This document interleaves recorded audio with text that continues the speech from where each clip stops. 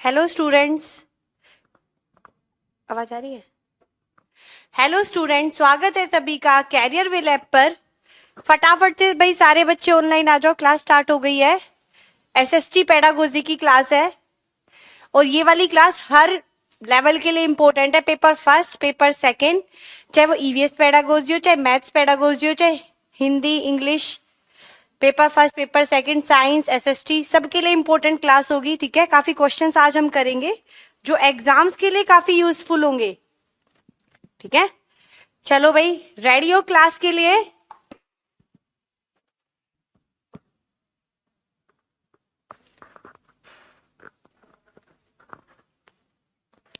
हाँ जी,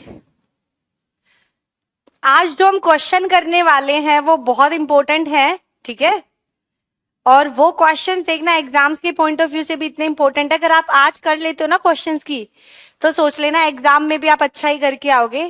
ठीक है, काफी बच्चे आ गए हैं, आशिमा, दीक्षा, सुनीता, कंचन, पूजा, सभी को गुड आफ्टरनून।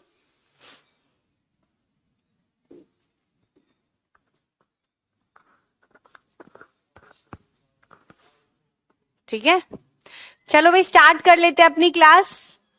क्वेश्चंस आज हम करेंगे। मैं एकदम बढ़िया हूं भाई, आप भी अच्छे ही होंगे। अब देखो क्या है, आप लोगों का सिलेबस ऑलमोस्ट हो चुका है। ठीक है, सिलेबस ऑलमोस्ट आप लोगों का हो चुका है और उसके बाद इंपॉर्टेंट क्या है, क्वेश्चंस करना। ठीक है, जितने अब क्वेश्चंस की प्रैक्टिस होगी, जितना रिवीजन होगा, उतना ही बेटर रहेगा आप लोगों के लिए।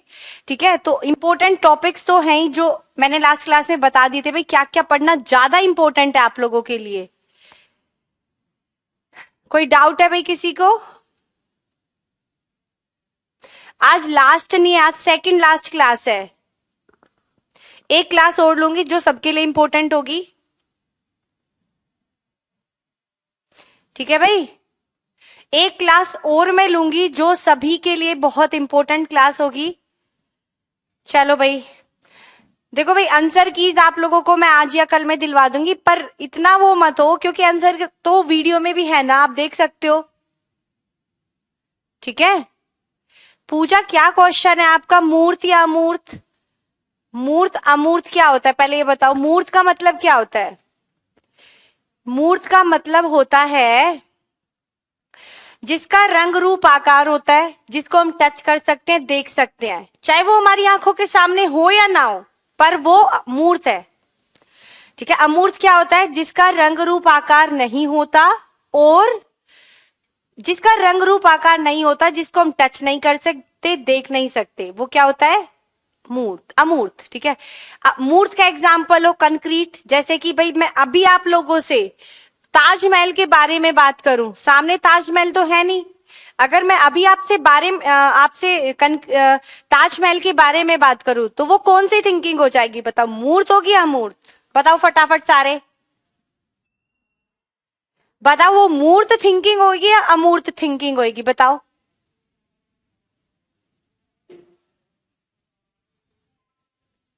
चलो आपसे मैंने पूछा है, जैसे मैं अभी क्लास में आप लोगों से ताजमहल के बारे में बात कर रही हूँ, ठीक है, और आप लोगों को वो टॉपिक पढ़ा रही हूँ ताजमहल का, तो बताओ जो ये थिंकिंग मैं आप लोगों से करा रही हूँ, कंक्रीट थिंकिंग है या एब्स्ट्रैक्ट थिंकिंग है? काफी बच्चों ने देखो मूर्त भी दिया और कुछ ने अमूर्त भी दिया है। हाँ, तो मैं बता देती हूँ, इसका आंसर है भाई मूर्त। मूर्त चिंतन है ये, मूर्त चिंतन, यानी कि कंक्रीट थिंकिंग। बताओ क्यों है ये कंक्रीट थिंकिंग? ताजमहल का रंग है, रूप है, आकार है, हमारी आंखों के सामने नहीं है, पर हम उसको टच कर सकते हैं, देख सकते हैं। ठीक है, तो ये थिंकिंग जो है वो मूर्त है। अमूर्त कौन सी होती है? अमूर्त वो थिंकिंग होती है जिसमें हम मूर्त चीजों, अमूर्त यानी कि जिसका कोई रंग रूप आकार नहीं होता। जैसे अभी मैं बात करूं बेरोजगारी, ईमानदारी, न्याय, बुद्धि। ठीक है, तो ये जो चीजें हैं इनके बारे में अगर हम डिस्कशन करें, थिंकिंग करें, तो वो थिंकिंग हो जाएगी अमूर्त, एब्स्ट्रैक्ट थिंकिंग। ठीक है, डन। ये डाउट सभी का क्लियर है भाई? चलो अब हम क्वेश्चन स्टार्ट करेंगे। अच्छे से सभी को आंसर देने हैं और बताने हैं भाई किसने कितना स्कोर किया है। रेडी सभी एग्जाम क्वेश्चंस के लिए? मूर्त और अमूर्त से जरूर एक क्वेश्चन आ जाता है भाई, तो अपना ध्यान रखना। पहले तो मुझे एक बात बताओ, जो हम कल्पना करते हैं इमेजिनेशन, क्या वो हमारी थिंकिंग, वो किस टाइप की थिंकिंग होती है बताओ? वो इमेजिनेटिव थिंकिंग होती है, ठीक है, इमेजिनेटिव, जिसमें हम इमेजिन करते हैं, ठीक है। चलो क्वेश्चन फर्स्ट कर लेते हैं, क्वेश्चन नंबर फर्स्ट।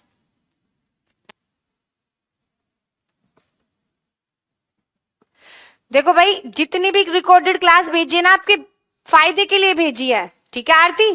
तो ये मत सोचो कितना करे, जितना करे अच्छे से करे। चाहने को तो हम बहुत सी सारी चीजें छोड़ सकते हैं, पर हम क्यों इतनी चीजें करा रहे हैं? सारे टॉपिक्स आप लोगों से, चाहे एक एक दिन में 4-4, 5-5, 8-8 घंटे की क्लास लेनी पड़ती है, ठीक है, इसलिए ताकि सिलेबस ना छूटे। अब टाइम कम है, सिलेबस ज्यादा है, हम हर एक टॉपिक से आप लोगों को चाहते हो गुजर के जाओ, ताकि एग्जाम में आए वो चीजें। अगर आ जाए तो आप लोगों को ये ना हो कि हाँ भाई ये क्वेश्चन नहीं पढ़ाया था। एनसीएफ में 2005 में विकलांगों के लिए एज लिमिट है भाई 6 से 18 वर्ष। 6 से 18 वर्ष है एज लिमिट पल्लवी, ठीक है। हाँ जी, एग्जाम के बाद भी आप लोगों के पास कुछ समय तक ये क्लासेस रहेंगी और आप लोगों के पास नोट्स भी अवेलेबल रहेंगे, ठीक है। कोई डाउट और? चलो क्वेश्चन देख लेते हैं। क्वेश्चन आ गया है, परीक्षण की वास्तविक रचना से अब पूर्व उसकी प्रारंभिक जांच कर लेनी चाहिए, ठीक है। प्रारंभिक जांच को कहते हैं, बताओ क्या कहते हैं?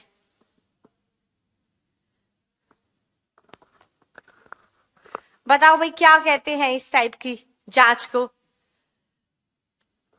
आप अगर तैयारी करना चाहते हो भाई किसी भी चीज की, तो आप इसी प्लेटफॉर्म से करना बढ़िया रहेगा, क्योंकि आप लोगों को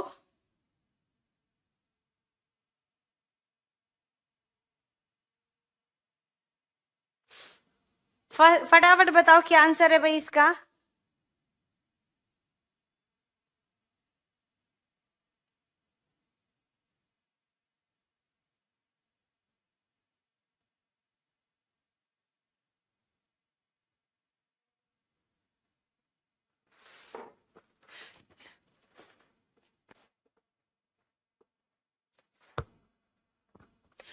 चलो भाई देखो, जब क्या होता है, there is an initial test before actual construction of a test.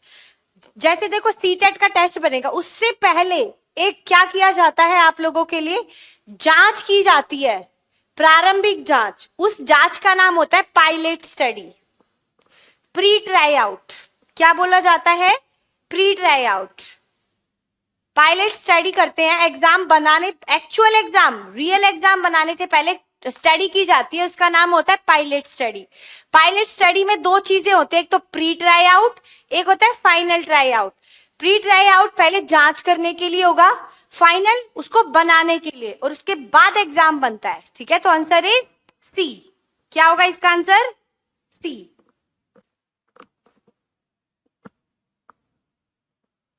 चलो next question, question number 2। Question number 2 है भाई, which one of the following sequence of steps is the correct way of preparing a balanced question paper? बताओ।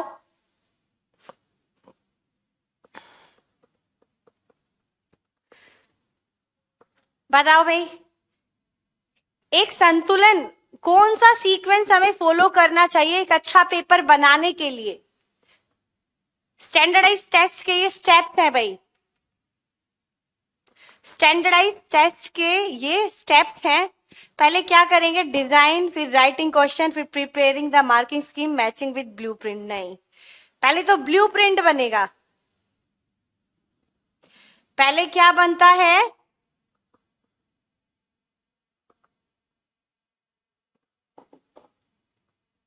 अच्छे से सोच समझ कर answer देना भाई। क्या स्टेप्स होते हैं मैं आपको बता देती हूँ। ज्यादातर आंसर आ रहा है भाई डी, डी ही इसका आंसर है। क्यों? पहले डिजाइन बनेगा, उसके बाद ब्लूप्रिंट बनेगा, डिजाइन के अनुरूप ब्लूप्रिंट, ब्लूप्रिंट के according writing and editing the question, questions को राइट किया जाएगा, and writing the marking scheme. फिर क्वेश्चन को जब क्वेश्चन पेपर में लिख दिया जाता है उसके बाद उसमें मार्क्स भी लगाए जाते हैं, उसको बोला जाता है मार्किंग स्कीम।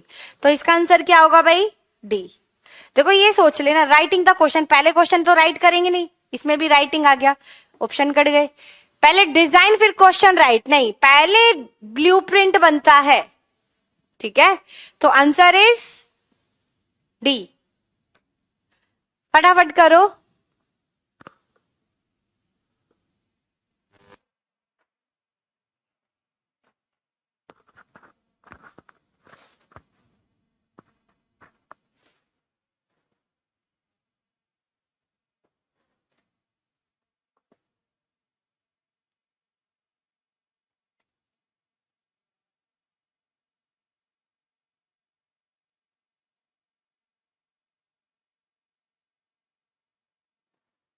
थर्ड का आंसर बताओ भाई क्या है?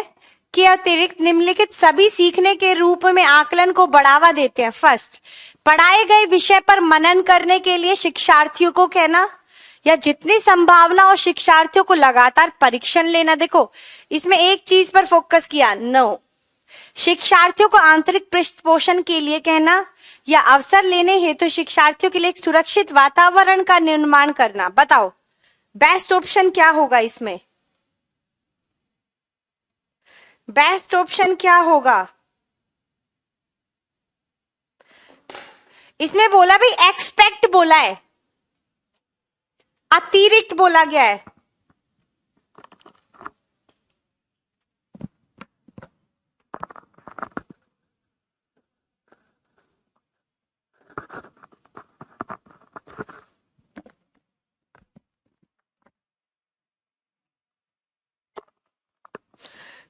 क्या बोला है भाई इसमें? एक्सपेक्ट, यानी कि हमें एक ऑप्शन को छोड़ना है। वो ऑप्शन कौन सा सबसे गलत है? ठीक है, तो आंसर इज 2। ठीक है, बी होगा, बिल्कुल सही है सभी का। सिद्धेश्वरी आप अपना एक बार क्वेश्चन दोबारा से रिपीट करो भाई। Next question, question number 4। जब एक बावर्ची खाना पकाते समय खाने को चखता है तो यह किसके समान है? बताओ। फोर्थ का बताओ भाई फटाफट से।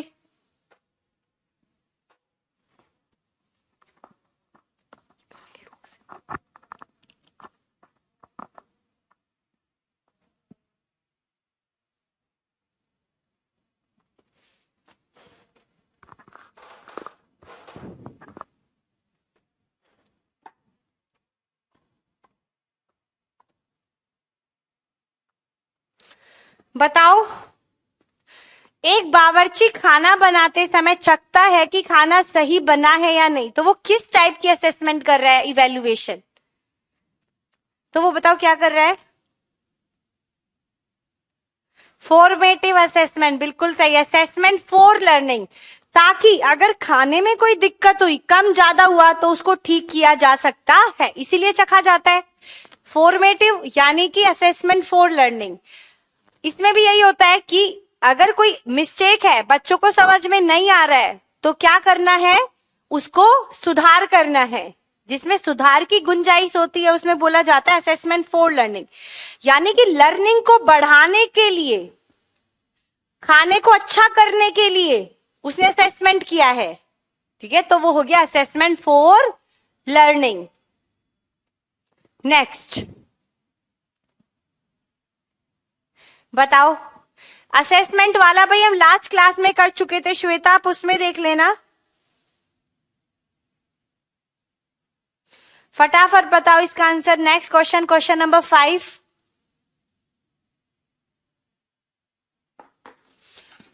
assessment for learning emphasizes the overall importance of grade, is an exclusive and as per assessment activity या अभिप्रेरणा को बढ़ावा देता है या अलग करने और रैंक देने के प्रयोजन के लिए किया जाता है? ठीक है, बताओ। लास्ट क्लास में किया था भाई हमने।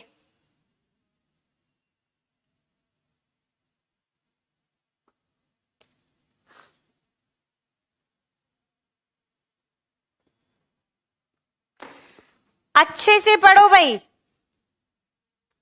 असेसमेंट फॉर लर्निंग में क्या होता है? देखो, emphasis the overall importance of grade, grade पर इंपॉर्टेंस नहीं देता, गलत। पहले एलिमिनेट करते हैं। अलग करने और रैंक देने के प्रयोजन के लिए किया जाता है, नहीं। अब बचा बी और सी। ठीक है, बी और सी क्या होता है? विशिष्ट होता है और अपने आप में की गई आकलन गतिविधि है, नहीं। इसमें क्या होता है? अभिप्रेरणा को बढ़ावा दिया जाता है। इससे क्या मिलती है? असेसमेंट फॉर लर्निंग से मोटिवेशन। क्यों? क्योंकि अगर किसी बच्चे को कोई काम नहीं आता, समझ में नहीं आता, तो टीचर उसकी उस लर्निंग गैप्स को जानकर उसको दूर कर सकता है। तो उससे क्या बढ़ेगा? बच्चे का मोटिवेशन बढ़ता है, अभिप्रेरणा को बढ़ावा मिलता है बच्चे की। ठीक है, फटाफट देखो, बी क्यों नहीं होगा? बताओ क्यों नहीं होगा भाई? बी विशिष्ट होता है, विशिष्ट नहीं होता। ये क्या है? विशिष्ट नहीं होता। विशिष्ट का मतलब है कि एक चीज के लिए किया जाता है। विशिष्ट क्या? सिर्फ विशिष्ट का मतलब है सिर्फ एक क्वालिटी को मेजर करने के लिए किया जाता है। ये विशिष्ट नहीं होता, ये बहुत सारी चीजों के लिए किया जाता है। जो एक्टिविटीज आप क्लास में करते हो, हर एक्टिविटी को इंप्रूव करने के लिए किया जाता है। ये विशिष्ट नहीं होता। अब क्लियर है भाई? बताओ, अब क्लियर है?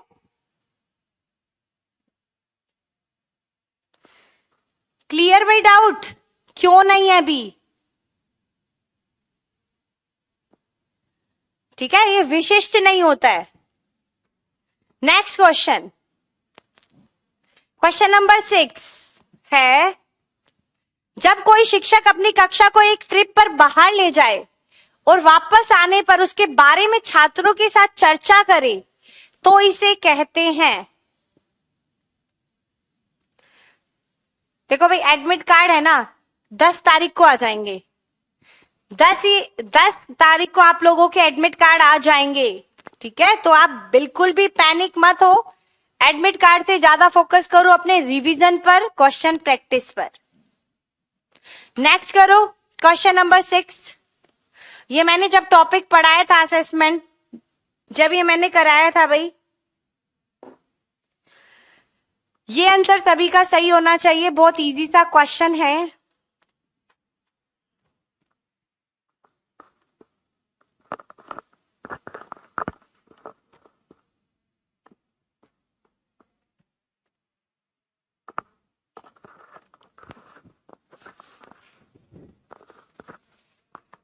बताओ क्या होगा इसका आंसर?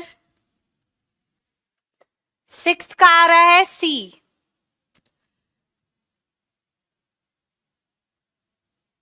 देखो भाई साई, मैं एक बात बताओ, आप बहुत छोटे बच्चे हो क्या कि आपको जब आंसर मिलेंगे आपको जब ही पता चलेगा? आप एक काम कर सकते हो ना, वीडियोस तो है ना, उसमें से क्वेश्चन को मैच कर लो।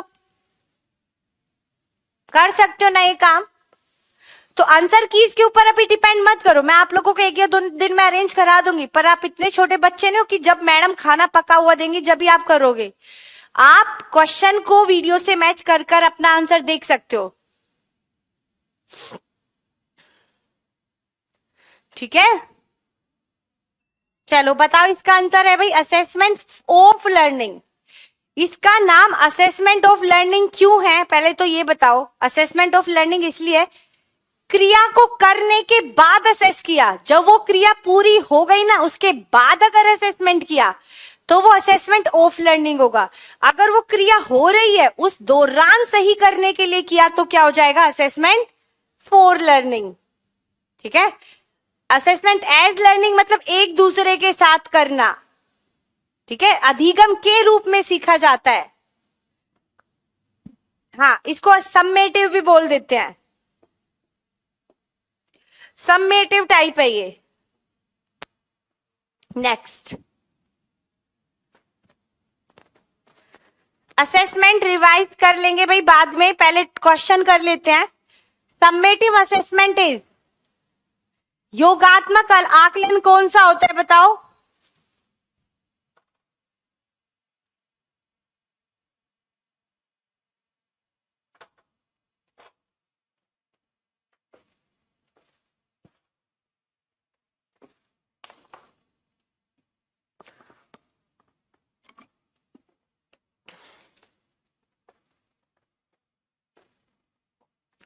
बिल्कुल सही है, अभी अभी पढ़ा है 6th क्वेश्चन में, असेसमेंट ऑफ लर्निंग। देखो इसके दूसरे नाम और देख लो, कई बार पूछ लिया जाता है, इसको अचीवमेंट टेस्ट भी बोला जाता है। अचीवमेंट टेस्ट यानी कि उपलब्धि परीक्षण।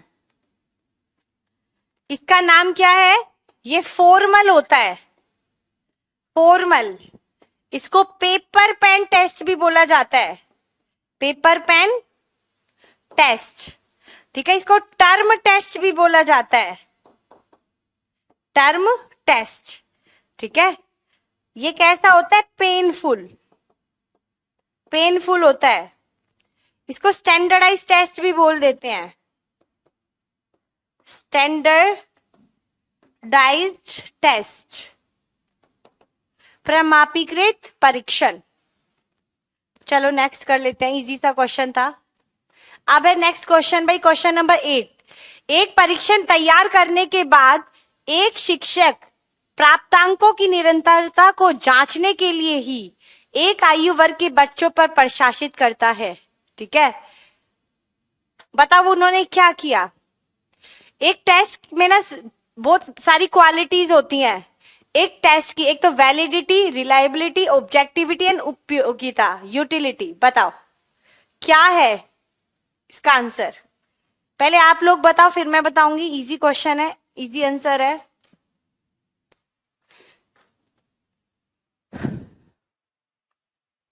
एट का आंसर ऐसे लिखा करो भाई, 8 का है, 8 का, ऐसे पता चलेगा कौन सा आंसर है।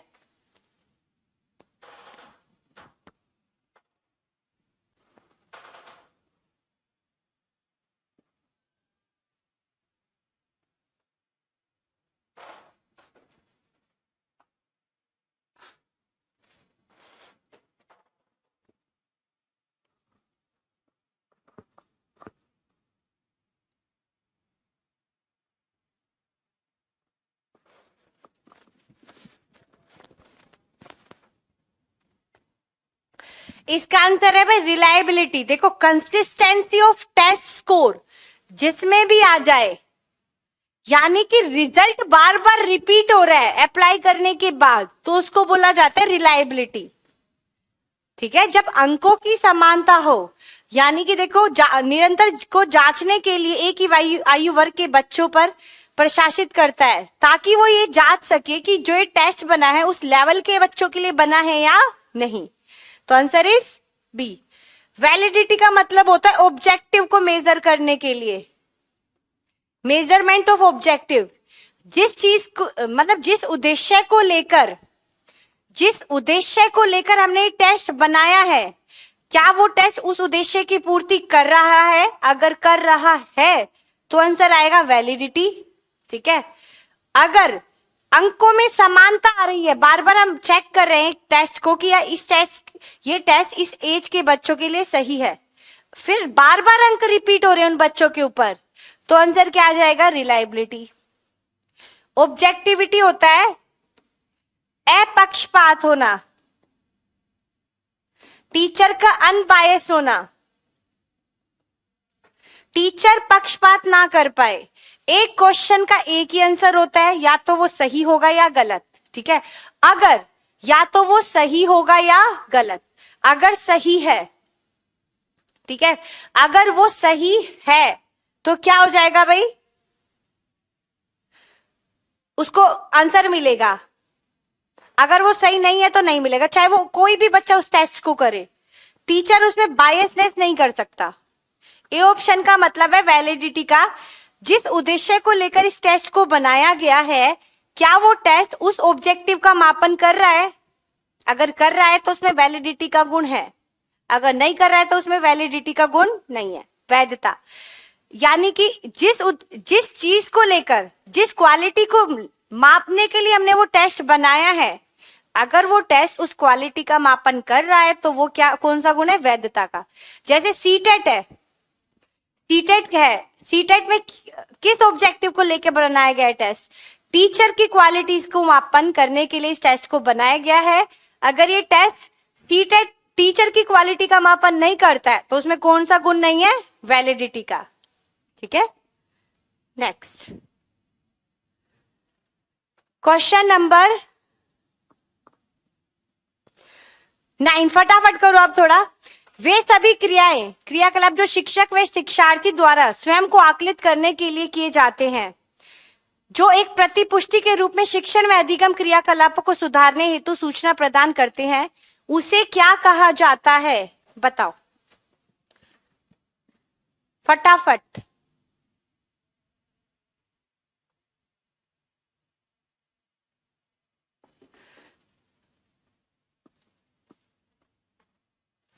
बताओ भाई क्या आंसर है?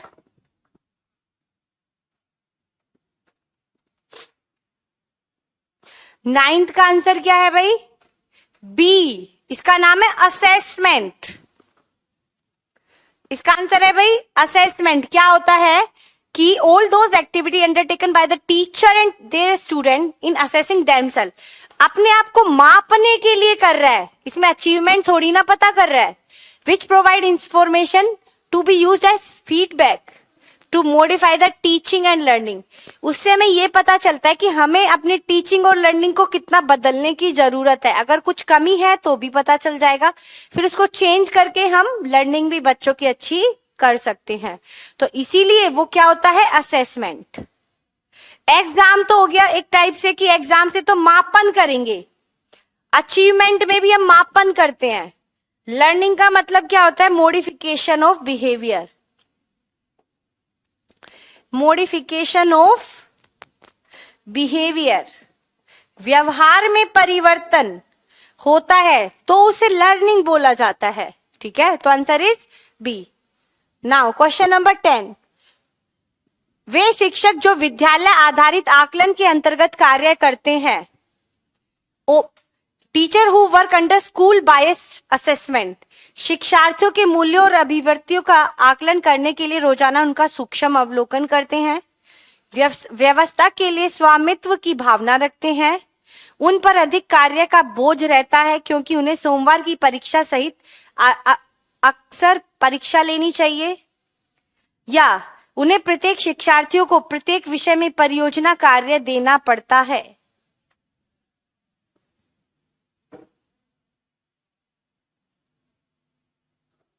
फटाफट बताओ इसका आंसर।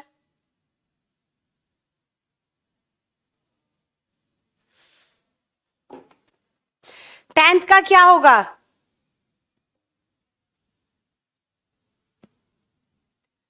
देखो, जो ये वर्क होता है ना स्कूल बेस्ड असेसमेंट, उसमें क्या होता है? टीचर को पता होता है उसका बच्चा कैसा है, क्योंकि टीचर उसे डेली देखता है, उसकी सारी एक्टिविटीज देखता है, तो अपने बच्चे का टीचर को अच्छे से पता होता है। ठीक है, तो वो उसका बहुत अच्छे से मूल्यांकन करता है, उसके हर पक्ष का, हर एक्टिविटी का, हर व्यवहार का।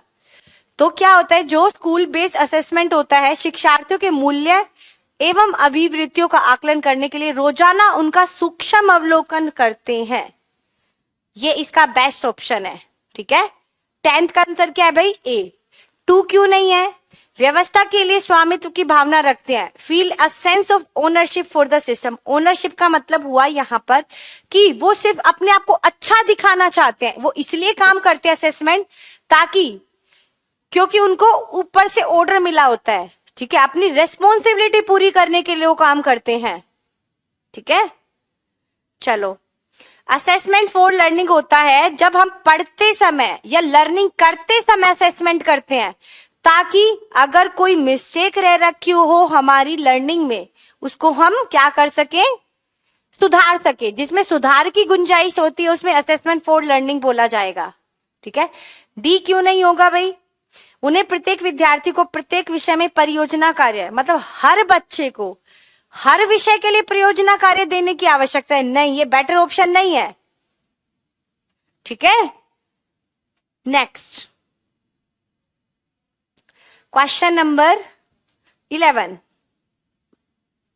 क्वेश्चन नंबर 11 है भाई, रश्मि को यह सिखाया जाता है कि वह प्रश्न पत्र बनाते समय निम्न चरणों का अनुपालन करे। कौन कौन से? देखो अभी हमने क्वेश्चन करा था ना सेकंड, उसी में से आया है। पहले क्या करा जाएगा? सबसे पहले तो डिजाइन बनेगा, डिजाइन के बाद ब्लूप्रिंट बनता है, सेकंड ऑप्शन। ब्लूप्रिंट के बाद क्या हो जाएगा भाई, इसमें क्वेश्चन पेपर लिखे जाएंगे, क्वेश्चन बनाए जाते हैं, फिर क्वेश्चन बनाने के बाद उसको एडिट किया जाता है, क्वेश्चन पेपर में लिखा जाता है। तो आंसर क्या हो जाएगा इसका? फोर्थ। पहले आएगा सेकंड डिजाइन, फिर ब्लूप्रिंट, ब्लूप्रिंट के अनुसार क्वेश्चन बनेंगे, क्वेश्चन बनने के बाद उनको क्वेश्चन पेपर में लिखा जाएगा। तो आंसर इसका क्या हो गया? D. Now next question, percentile rank means, percentile का मतलब क्या होता है? परसेंटाइल का मतलब क्या होता है भाई बताओ?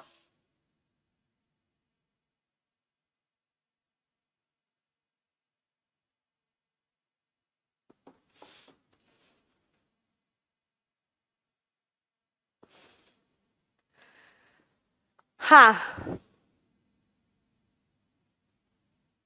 परसेंटाइल का मतलब बताओ भाई क्या होता है?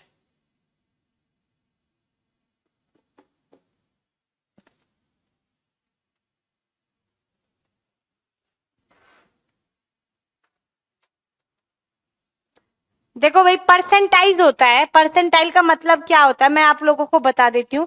परीक्षण में प्राप्त वास्तविक अंक, नहीं, द परसेंट, एक परीक्षण पर सही प्रतिशत। देखो इन दोनों का मतलब सेम नहीं होगा। परीक्षण में प्राप्त वास्तविक अंक, वास्तविक अंक से ही परसेंटेज निकाल ली जाती है। तो ये दो ऑप्शन तो गए कट, दोनों का मतलब सेम है। ठीक है, घुमा के बात पूछी है, दोनों का मतलब क्या है? सेम। अब बचा क्या?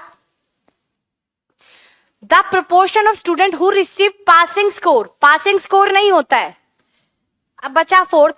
देखो क्लास में ना 10 बच्चे हैं, 10 में से जैसे कि एक बच्चा है रोहन, उसके 80% मार्क्स हैं। ठीक है, 80% मार्क्स आ गए। अब उससे नीचे कितने बच्चे हैं ये पता करना है, उससे उसका परसेंटाइल पता चल जाएगा। उससे नीचे कितने बच्चे हैं, समान या कम अंक प्राप्त करने वाले छात्र, उसके बराबर या कम, उससे नीचे कितने बच्चे, वो कितने बच्चों से ऊपर है अपनी क्लास में। देखो 10 बच्चे हैं, जैसे 1 2 3 4 5 6 7 8 9 10, इसके आए 50%, 50%, 70%, 70%, 70%, 72, 72, 78, 80 और ये बचा 90। ठीक है, ये परसेंटेज है। तो इसको देखना है इससे कितने, इसके समान और इससे नीचे कितने हैं। इससे नीचे ये समान तो किसी के है ही नहीं, तो इसका 8, इसका परसेंटाइल क्या आ गया? 8। ठीक है, तो ये निकाला जाता है। ये 8 बच्चों से ऊपर है। कितने बच्चों से ऊपर है ये अपनी क्लास में? हम देख रहे हैं ना अपनी वैल्यू कि हम कितने बच्चों से कितना ऊपर है या नीचे है, समान है, उसको बोला जाता है परसेंटाइल। नाउ नेक्स्ट, माप का पहला चरण क्या है? निर्णय लेना कि क्या मापना है, परीक्षण का विकास या परीक्षण का प्रबंधन। 13th का बताओ।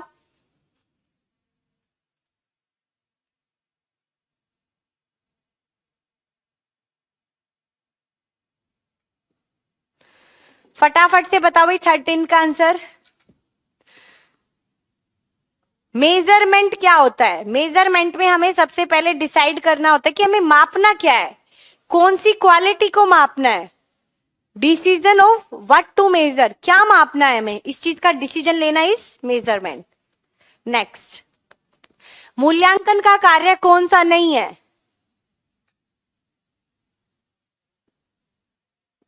बताओ भाई, मूल्यांकन का कौन सा कार्य नहीं है?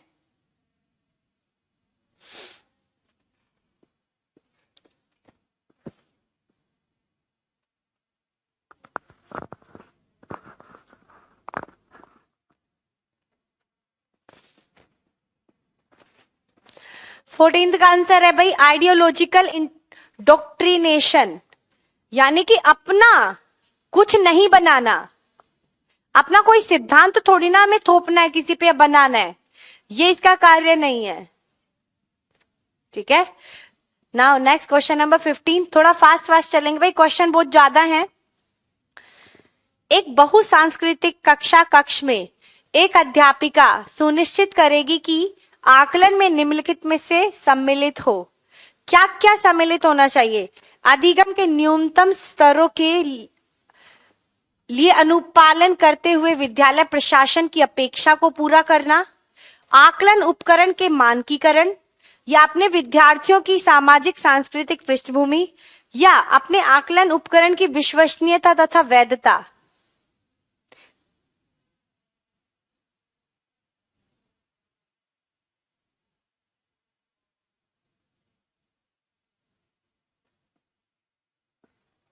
बताओ क्या आंसर होगा भाई 15 का?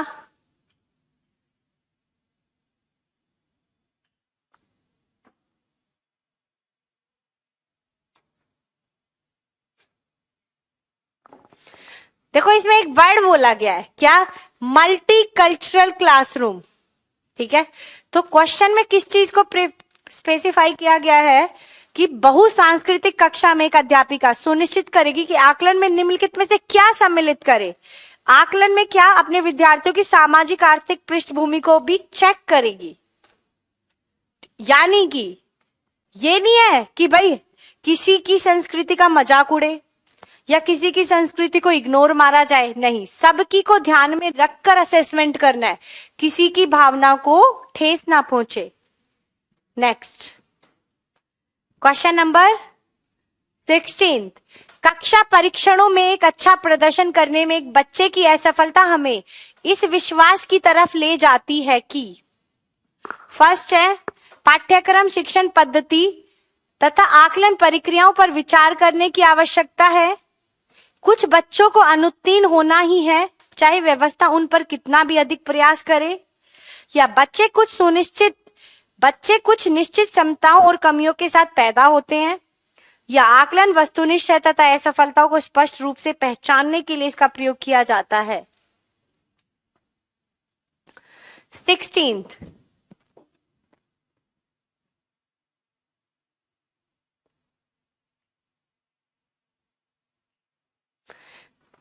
देखो बच्चों में कोई कमी नहीं निकालनी है, अपने अंदर, सिस्टम के अंदर, पाठ्यक्रम के अंदर, टॉपिक के अंदर, टीचिंग मेथड के अंदर, सब में कमी निकाल सकते हो, बस एक बच्चे में कमी नहीं निकाल सकते। ठीक है, तो वही आंसर चुनना है।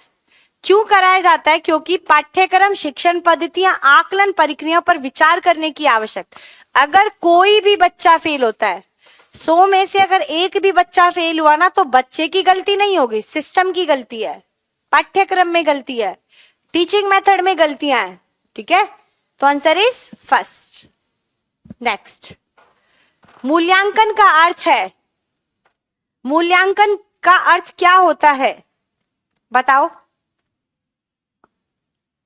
मूल्यांकन का क्या अर्थ होता है?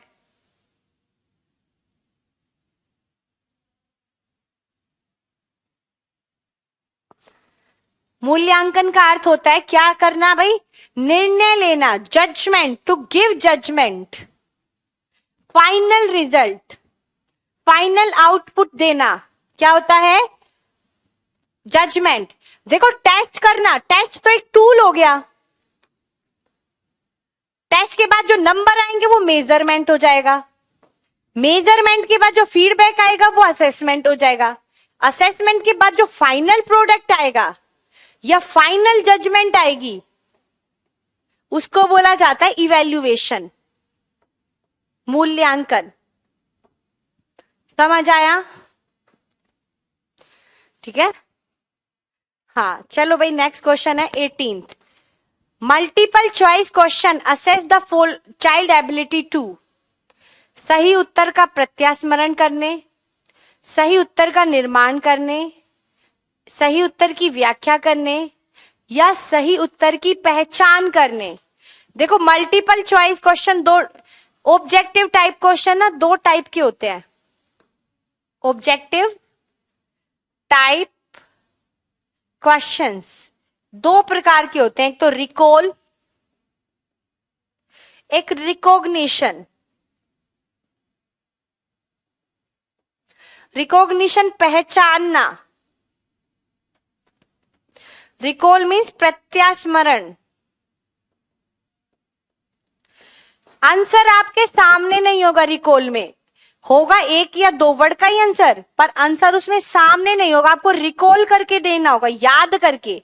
जैसे आपसे पूछे कि हमारा देश स्वतंत्रता दिवस कब मनाया जाता है, तो आपके सामने आंसर नहीं होगा, आपको सोच के आंसर देना पड़ेगा। ठीक है, रिकॉग्निशन में सामने आंसर होगा, बस चूज करना है। जैसे मैच द फॉलोइंग, मैचिंग इसमें आ जाएगा, ऑब्जेक्टिव टाइप क्वेश्चन इसमें आ जाएगा, मल्टीपल ऑब्जेक्टिव क्वेश्चन इसमें आ जाएगा। सामने आंसर होगा, सिर्फ आपको उसमें से आंसर को छांटना है। तो ये क्या हो जाएगा, recognise the correct answer, D होगा। नेक्स्ट, निम्नलिखित में से कौन सा एक अन्य विकल्पों से संबंध नहीं है? ठीक है, हाँ, रिकॉल में वन वर्ड का क्वेश्चन आएगा या 1 से 2 वर्ड का क्वेश्चन आएगा, ज्यादा नहीं। ऑब्जेक्टिव में आंसर छोटा होता है। नेक्स्ट है भाई, निम्नलिखित में से कौन सा अन्य विकल्पों से संबंध नहीं है? प्रश्नोत्तरी परिचालित करना, या स्व आकलन के कौशल को प्रतिमानित करना, या प्रश्नोत्तरी सत्रों को संगठित करना, या किसी विषय पर विद्यार्थी की प्रतिक्रिया को लेना। बताओ भाई।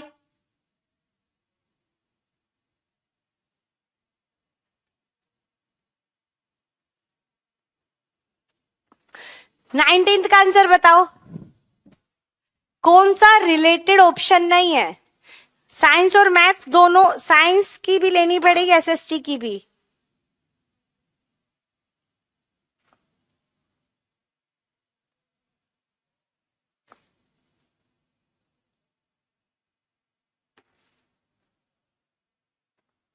सबसे अलग है भाई स्टूडेंट से फीडबैक लेना। ठीक है, नेक्स्ट, लघु, अत्यंत लघु प्रकार के प्रश्न में एक अध्यापिका जो बिल्कुल प्रयुक्त उपयुक्त नहीं करना चाहिए, वह निम्नलिखित में से कौन सा प्रकार है? True false, fill in the blanks, matching type, या मल्टीपल चॉइस टेस्ट क्वेश्चन। किन क्वेश्चन को टीचर को इंक्लूड नहीं करना चाहिए?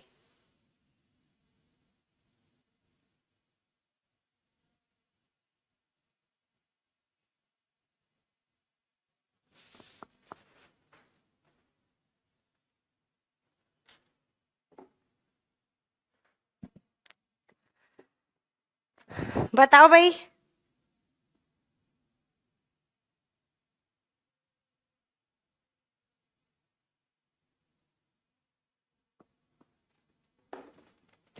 नाइनटीन देख लो भाई एक बारी, काफी बच्चों का क्वेश्चन आ रहा है। देखो क्या है, सबसे अलग कौन सा है?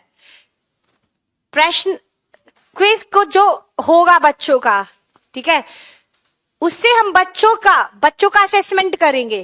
क्विज से बच्चे असेस होंगे। Modelling the skill of self assessment, self assessment से भी बच्चों का असेसमेंट होगा। ऑर्गेनाइज क्वेश्चन आंसर सेशन में, क्वेश्चन आंसर सेशन से भी हम बच्चों का असेसमेंट कर रहे हैं ताकि उनसे की एबिलिटी ले। अब इसमें तो फीडबैक लिया जा रहा है बच्चों से। फीडबैक यानी कि टॉपिक का पढ़ाने के बाद किया जा रहा है, तो इसलिए ये अलग है। ये असेसमेंट ऑफ लर्निंग हो गया, ये हो गया assessment for learning.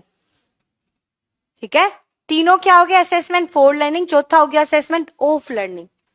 Now next question, question number 20। किस टाइप के क्वेश्चन, इसमें देखो एक वर्ड लिखा है प्रत्युत्तर निर्माण प्रकार, कौन से को बिल्कुल नहीं रखना चाहिए? नहीं रखना चाहिए भाई ट्रू फॉल्स को, क्योंकि इसमें रेस्पॉन्स बच्चा कंस्ट्रक्ट नहीं कर पाएगा। ठीक है,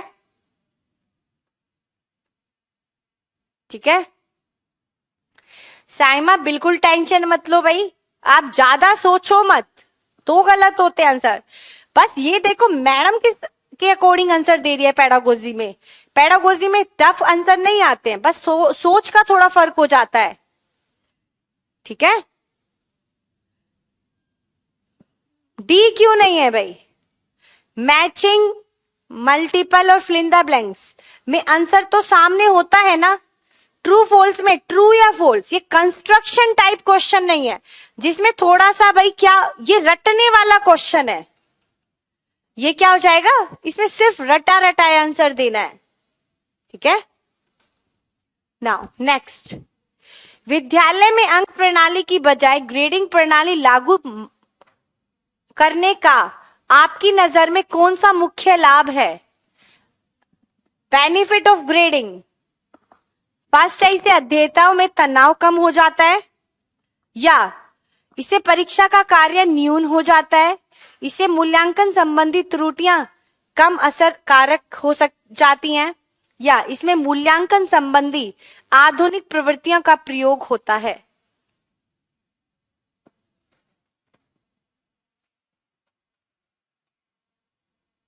हाँ भाई, पेडागोजी में एक तो आंसर, कई बार क्वेश्चन में कुछ स्पेसिफाई चीज मेंशन कर दी तो उसके अकॉर्डिंग आंसर देना है, अदरवाइज सबसे बेस्ट ऑप्शन देना है, ठीक है।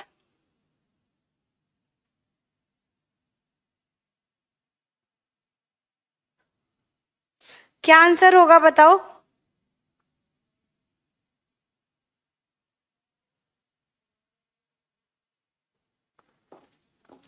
देखो, अंक ग्रेड देने से जो बच्चों में क्या आता है, एक इवैल्यूएशन संबंधी त्रुटियां कम असरकारक हो जाती हैं।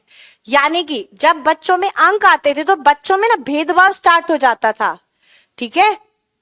भेदभाव सा हो जाता था, भाई ये कम इंटेलिजेंट है, ये ज्यादा इंटेलिजेंट है, तो ये ग्रेड कर दोगे तो ये भेदभाव इवैल्यूएशन में जो एक डिफेक्ट था जिससे बच्चों में बहुत ज्यादा क्या हो जाता था कि उसके कम मार्क्स हैं, डर जाते थे बच्चे, तो वो चीज खत्म हो जाएगी ग्रेड से, ठीक है। तो बच्चों में भेदभाव कम किया जा सकता है ग्रेड देने से। नेक्स्ट, एक क्यों नहीं होगा देख लो, टेंशन ऑफ लर्नर, नहीं, टेंशन से इसका कोई मतलब नहीं है। इवैल्यूएशन, ग्रेडिंग जो है वो इवैल्यूएशन का पार्ट है, ना कि टेंशन का पार्ट, इसलिए नहीं होगा फर्स्ट। नेक्स्ट, एक मानक परीक्षण विधि में निम्नलिखित गुण अवश्य होना चाहिए, कौन कौन सा बताओ? कराया हुआ है कई बारी, कौन कौन से गुण होने चाहिए? 3 सबसे बड़े गुण हैं, वैलिडिटी, रिलायबिलिटी, ऑब्जेक्टिविटी भी होना चाहिए था, वैसे इसमें प्रैक्टिकेबिलिटी लिख दिया। वैलिडिटी का मतलब है ऑब्जेक्टिव को मेजर करना, रिलायबिलिटी का मतलब है अंकों में समानता, प्रैक्टिकेबिलिटी का मतलब है कम खर्च और कम समय में किया जाना चाहिए। ये नहीं किसी टेस्ट को बहुत ज्यादा समय लग रहा है, बहुत ज्यादा खर्च उसमें आ रहा है, ऐसा टेस्ट नहीं होना चाहिए। नाउ नेक्स्ट, विद्यार्थी की लेखन शैली और अभिव्यक्ति की शक्ति द्वारा सबसे अच्छी तरह परीक्षण की जाती है, कौन सी? बताओ भाई, किस तरीके से हो सकता है? कक्षा में मौखिक प्रश्न उत्तर, प्रकार के प्रश्नों वाले मानकीकृत परीक्षण, विस्तृत उत्तर वाले परीक्षण, या उपयुक्त सभी?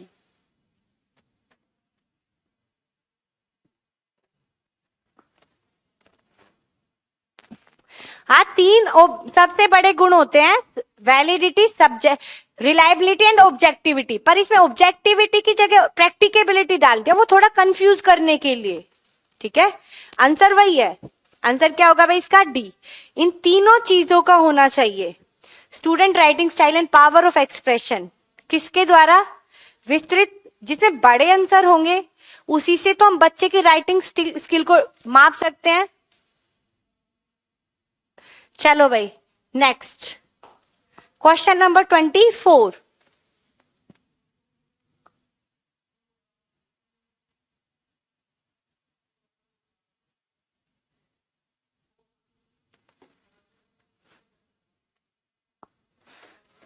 एक मिनट भाई, इसमें ना दोबारा से एक क्वेश्चन पढ़ो। विद्यार्थी की लेखन शैली और अभिव्यक्ति की शक्ति द्वारा सबसे अच्छी तरह परीक्षण की जाती है। इसमें देखो दो चीजें मेंशन कर दी, writing style and power of expression. तो जो पावर ऑफ एक्सप्रेशन है ना ऑब्जेक्टिव टाइप से नहीं हो सकता मेजर, ये इसका ड्रॉबैक है, ठीक है। और कक्षा में मौखिक प्रश्न और उत्तर, तो राइटिंग स्किल का तो उसमें मेजर होगा ही नहीं, मौखिक हो जाएगा। तो ये दो ऑप्शन कट गए, तो चौथा अपने आप कट गया। आंसर इज सी, विस्तृत उत्तर वाले परीक्षण, जिसमें बड़े उत्तर होंगे उसी में बच्चा अपनी राइटिंग स्टाइल अच्छे तरीके से लिखेगा, एक्सप्रेस करेगा अपने आइडियाज को, तो क्या हो जाएगा, उसका आंसर सी होगा, ठीक है। तो answer is C. Now question number 24। Question number 24 देखो भाई, विद्यार्थियों में परीक्षा दुश्चिंता को घटाने का कौन सा एक तरीका नहीं है। फर्स्ट, यदि अधिकांश ग्रेड को 1 या 2 ग्रेड पर आधारित करने से बचना, लिखित परीक्षाओं पर जोर देना, अनावश्यक समय दबाव से बचना, या परीक्षा के पाठ्यक्रम के संबंध में स्पष्टता रखना।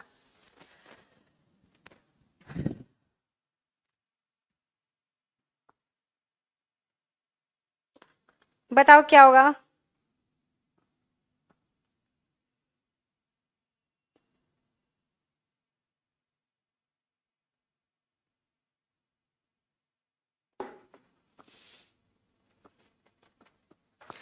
देखो क्वेश्चन को पढ़ना, बहुत इजी सा क्वेश्चन। विद्यार्थियों में परीक्षा की जो टेंशन है ना, उसको किस तरीके से घटाया नहीं जा सकता, नहीं भी लिखा है, ये जरूर पढ़ लेना। फर्स्ट है कि अधिकांश ग्रेड को 1 या 2 ग्रेड पर आधारित करने से बचना। इससे बचेंगे तो ये तो भाई टेंशन को रिमूव करेगा, बढ़ाएगा नहीं ना, कम करेगा। अब देखते हैं लिखित परीक्षाओं पर जोर। जब लिखित परीक्षाओं पर जोर देते हैं ना, तो बच्चों में टेंशन बढ़ी रहती है, ठीक है। फोर्थ है अनावश्यक समय दबाव से बचना। समय के दबाव से बचा जाएगा तो टेंशन तो कम होगी ना, बढ़ेगी थोड़ी, ठीक है। तो कम करने का उपाय ये भी है, ये भी है। पाठ्यक्रम के संबंध में स्पष्टता रखना, वो भी अच्छा ऑप्शन है। तो आंसर इज 2। इससे बच्चों में टेंशन कम नहीं होती, क्या हो जाती है भाई, बढ़ जाती है। तो आंसर 2 नहीं होगा। 24 का भाई बी है, बी, डी नहीं है। आंसर क्वेश्चन पढ़ लो। Which is not one of the way to reduce, कौन सा तरीका एग्जाम में जो एंजाइटी है उसको कम नहीं करता, ये बढ़ाता है। रिटर्न एग्जाम हम बार बार लेते हैं तो बच्चों में टेंशन सी बढ़ी रहती है, ठीक है। नेक्स्ट, पिंटर पैटरसन स्केल किस प्रकार का टेस्ट है, बताओ। देखो बुद्धि परीक्षण 4 प्रकार के होते हैं। बुद्धि परीक्षण, ये टॉपिक आप लोगों ने पढ़ा होगा, ठीक है। बुद्धि परीक्षण, सबसे पहला बुद्धि परीक्षण कब आया था, 1905 में। बीने साइमन टेस्ट, बीने साइमन टेस्ट 1905। ये किस लैंग्वेज में था ये टेस्ट, फ्रेंच लैंग्वेज में था, फ्रांस के बच्चों के लिए था, ठीक है। और इसमें नंबर ऑफ क्वेश्चन कितने थे, 30 क्वेश्चंस थे। दूसरा वाला टेस्ट जो आया था 1908 में, उसका नाम क्या था, बीने साइमन टेस्ट 1908। ये वाला टेस्ट भी किसके लिए था, फ्रेंच लैंग्वेज में था, फ्रांस के बच्चों के लिए था। इसमें नंबर ऑफ क्वेश्चन 58 कर दिए थे। और इसमें सबसे बड़ी इंपॉर्टेंस क्या थी कि इसमें मेंटल एज का कंसेप्ट यूज किया था। मेंटल एज, मानसिक आयु का कंसेप्ट इन्होंने यूज किया था, ठीक है। 1908 में आया था। फिर तीसरा कौन सा टेस्ट है, तीसरा टेस्ट था 1910। 1910 में कोई टेस्ट नहीं था, ये गोडार्ड ने क्या किया था, ट्रांसलेट किया था। ट्रांसलेट किया था 1908 वाले टेस्ट को, जो फ्रेंच लैंग्वेज में था उसको इंग्लिश में ट्रांसलेट किया था। अब ये टेस्ट इंग्लिश में ट्रांसलेट हुआ। फिर अगला टेस्ट आया 1911, बीने साइमन टेस्ट 1911, ठीक है। अब ये टेस्ट जो था इंग्लिश में ट्रांसलेट हो गया, तो विदेशों में यूज होने लगा तो उसमें काफी कमियां निकल के सामने आ गई। तो कमियां आई क्या कि जो ये मेंटल एज का कंसेप्ट इन्होंने दिया था, मेंटल एज निकालने के लिए वास्तविक आयु का भी पता होना जरूरी था, जो कि एक समस्या थी इस टेस्ट की। ठीक है, तो फिर 1912 में क्या हुआ, 1912 में जर्मनी के विलियम स्टर्न ने आईक्यू के प्रयोग का सुझाव दिया। आईक्यू के प्रयोग का सुझाव दिया। सिर्फ क्या दिया भाई, सुझाव, यूज नहीं किया था इन्होंने, सिर्फ सुझाव दिया था। फिर 1916 में एक टेस्ट आया था, स्टैनफोर्ड बीने टेस्ट। स्टैनफोर्ड बीने टेस्ट 1916, इसको बनाया था टर्मन ने। टर्मन यूएसए के मनोवैज्ञानिक हैं जिन्होंने सबसे पहले आईक्यू का प्रयोग किया। आईक्यू का प्रयोग कई बारी क्वेश्चन आया भाई, आईक्यू का प्रयोग कौन से टेस्ट में हुआ था, 1916 वाले टेस्ट में। उसका नाम क्या है, स्टैनफोर्ड बीने टेस्ट। किसने दिया था, टर्मन ने। ठीक है, कई बारी क्वेश्चन आ जाता है। आईक्यू का फॉर्मूला आप लोगों को पता ही होगा। अब आते हैं बुद्धि परीक्षण। बुद्धि परीक्षण, बुद्धि परीक्षण 4 थे, individual, verbal, non verbal, group verbal, group non verbal. Group जो नॉन वर्बल था उसको बोला जाता है परफॉर्मेंस टेस्ट। ठीक है, जो पिंटर पैटरसन स्केल था वो परफॉर्मेंस टेस्ट है। ठीक है, तो आंसर इज सी। क्वेश्चन जरूर आएगा इससे, देखना सीडीपी में हर बारी आता है, बुद्धि परीक्षण का एक क्वेश्चन जरूर आएगा, कर लेना। Next question number 26। Question number 26 क्या है भाई, यह मापा गया कि एक परीक्षण उन पहलुओं को पर्याप्त रूप से नहीं माप पाया जिनको मापने के लिए उसे बनाया था। बताओ, उस चीज का मापन नहीं कर पाया जिसको मापने के लिए उस टेस्ट को बनाया था। तो किस चीज की कमी है भाई, वैलिडिटी। नाउ किसी का मूल्य व कीमत मालूम करने की प्रक्रिया, डिटरमाइनिंग वैल्यू, वैल्यू पता करना, इज 26 का आंसर क्या होगा, मूल्यांकन। किसी का वैल्यू का पता किया जाता है। किसी पद की फैसिलिटी, मतलब कि फैसिलिटी वैल्यू का मतलब होता है कि, बताओ क्या होता है फैसिलिटी वैल्यू का मतलब,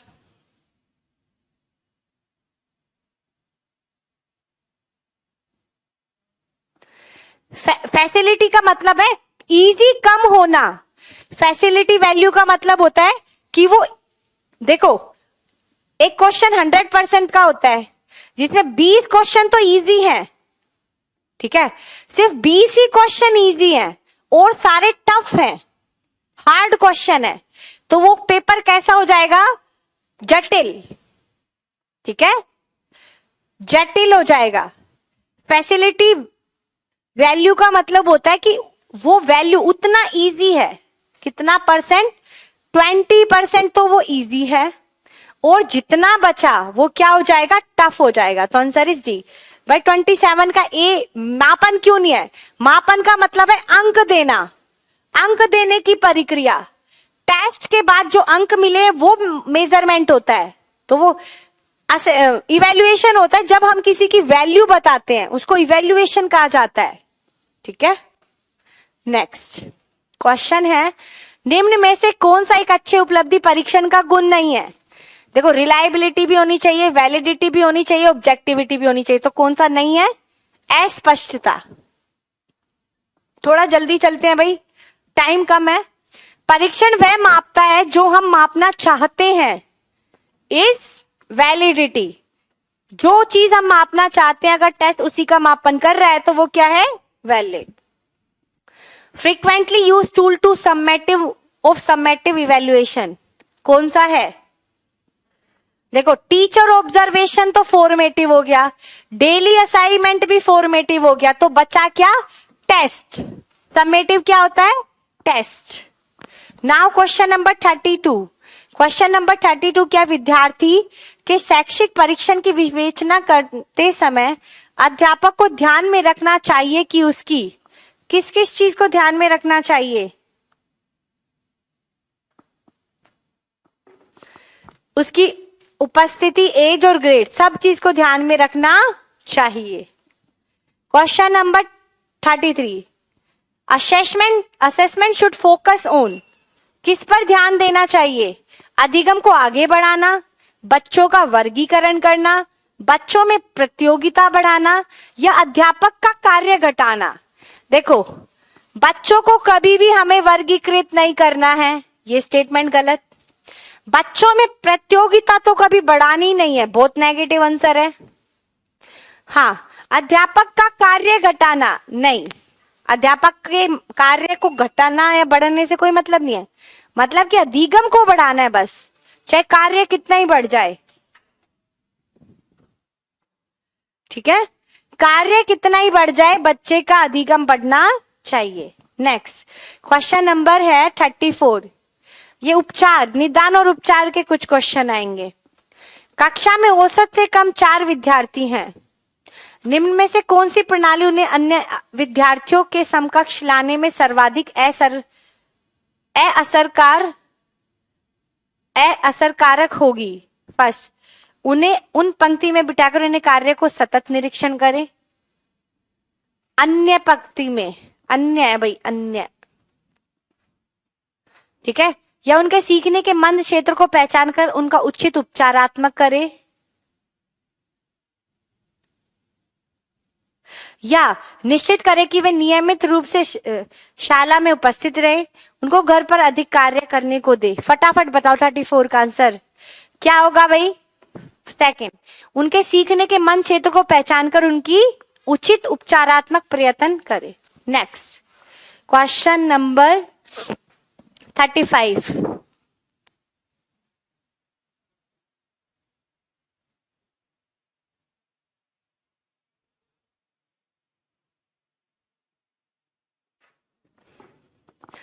बालक की गणित में कमजोरी वाले क्षेत्र का पता लगाने वाली विधि कहलाती है।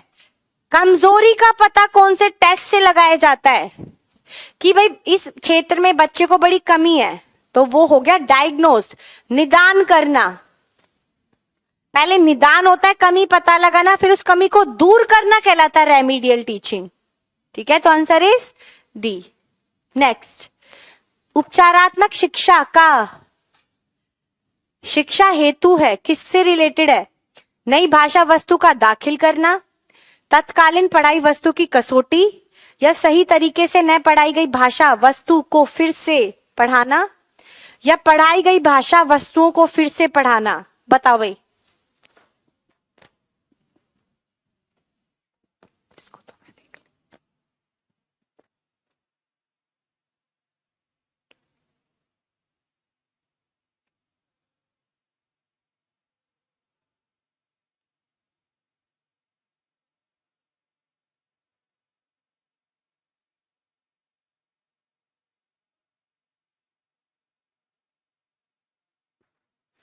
थर्टी सिक्स का क्या है?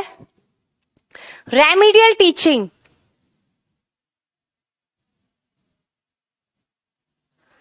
रेमीडियल टीचिंग का मतलब क्या है?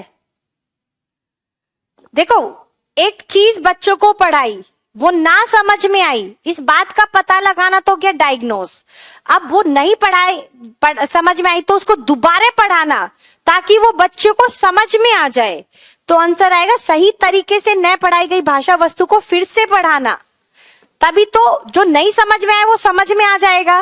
रेमीडियल हो गया, उसका उपचार कर दिया। ठीक है, नाउ नेक्स्ट, अंग्रेजी के मूल्यांकन में ज्यादातर विद्यार्थी को निम्न ग्रेड प्राप्त हुआ।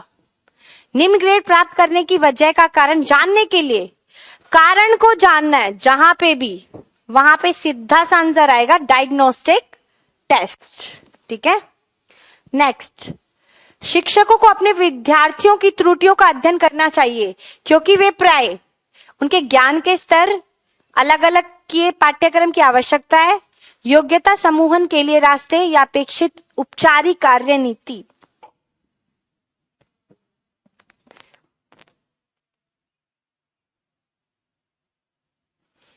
ठीक है, बताओ भाई क्या आंसर होगा? शिक्षार्थियों को अपने विद्यार्थियों की त्रुटियों का अध्ययन करना चाहिए क्योंकि वे प्राय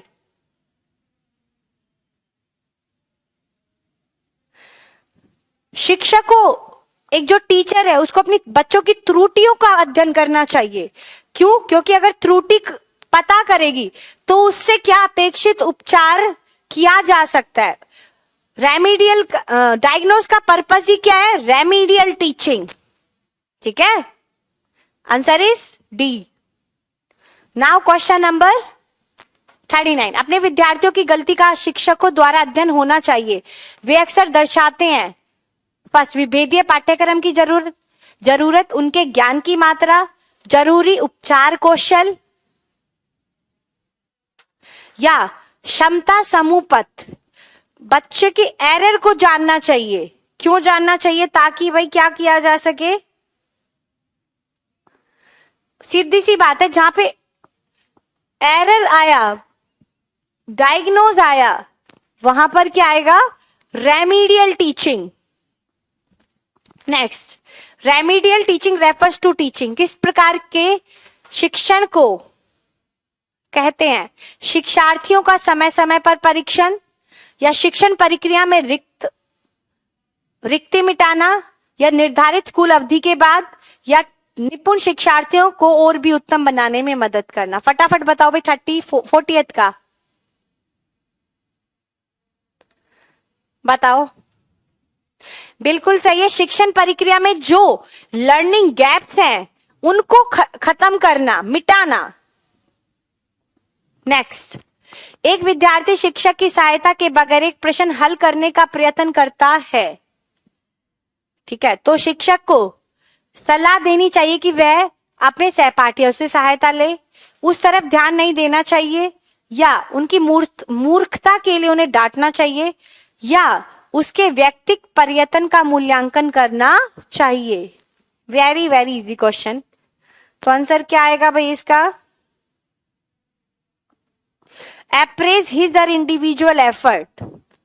उसके व्यक्तिगत प्रयत्न का मूल्यांकन करना चाहिए।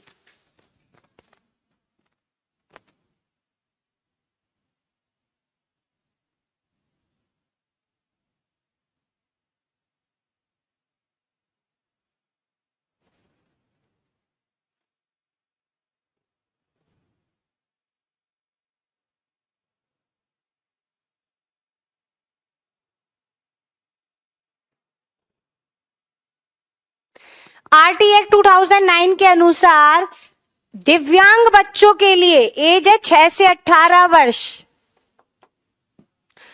पहले भी बताया था पल्लवी इसका आंसर। नॉर्मल बच्चों के लिए 6 से 14 एज है, और 6 से 18 वर्ष की एज है एलिमेंट्री एजुकेशन के लिए। ठीक है, तो वो आंसर क्या है? 6 से 18। ठीक है, दोबारा कर लेना। नेक्स्ट, फटाफट चलते हैं भाई, क्वेश्चन बहुत ज्यादा है। निशा, क्वेश्चन नंबर 32 हम लास्ट में बताएंगे। जो क्वेश्चन रह जाएंगे उनको बाद में करेंगे, लिख लेना साइड में। ठीक है, नेक्स्ट, निदानात्मक परीक्षण का मुख्य प्रयोजन निम्नलिखित में से किस चीज की पहचान करना है? फर्स्ट, निष्पादन में साम्य रूप से कमजोर क्षेत्र, या वांछित उपचारात्मक कार्यक्रम का विशिष्ट स्वरूप, शैक्षणिक कठिनाइयों के कारण, या बच्चों की कठिनाइयों का विशिष्ट स्वरूप। बताओ, वेरी वेरी इजी।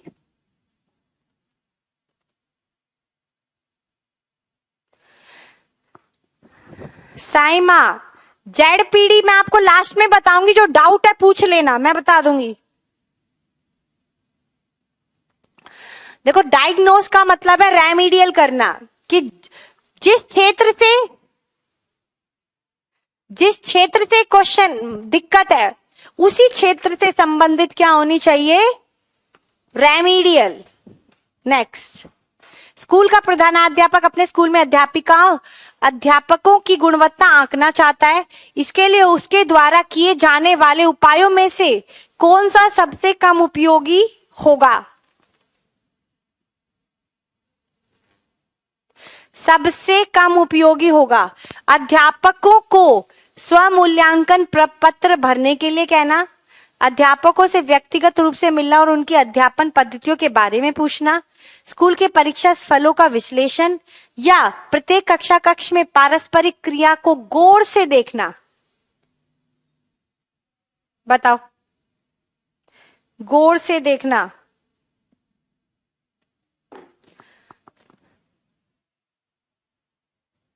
हमें चाहता है कि क्वालिटी देखनी है टीचर की। सबसे कम इंपॉर्टेंट कौन सा है? सबसे कम इंपॉर्टेंट स्कूल के परीक्षा फलों को देखना। परीक्षा से तो सिर्फ बच्चों के अंकों का पता चलेगा, और चीजों का थोड़ी ना, क्वालिटी का थोड़ी ना पता चलेगा। नेक्स्ट, पढ़ाते समय अध्यापिका समय समय पर अपने विद्यार्थियों की प्रगति की निगरानी करने के लिए परीक्षा लेती है। ऐसे परीक्षणों के परिणामों में को वह उन क्षेत्रों की पहचान करने के लिए उपयोगी करती है जिनमें उसे अपने अनुदेशन को बदलने अथवा संशोधित करने की जरूरत हो। उसके द्वारा उपयोग किए जाने वाले मूल्यांकन कहलाता है। कौन सा मूल्यांकन कहलाता है? बताओ बताओ, इसका आंसर बताओ। इजी क्वेश्चन है, पता चलेगा किसको क्या समझ में आया। परिणामों को वह उन क्षेत्रों की पहचान करने के लिए उपयोग करते हैं जिनमें अनुदेशन को बदलने की आवश्यकता है। यानी कुछ हमें क्या है, कुछ कमी दिखेगी तो हम उसको सुधार कर सकें, बदल सकें, सुधार की आवश्यकता है। तो वो कौन सा है? Diagnostic test. सुधार करने के लिए परीक्षण किया, यानी कि डायग्नोस किया है, हमें पता चलेगा कि किस क्षेत्र में संशोधन की आवश्यकता है। Next, remedial teaching is required for, किस प्रकार के बच्चों के लिए होती है? एवरेज, वीक, मेंटली रिटार्डेड या ओल? बताओ। बहुत ही ज्यादा इजी क्वेश्चन है, 45 का क्वेश्चन बहुत इजी है।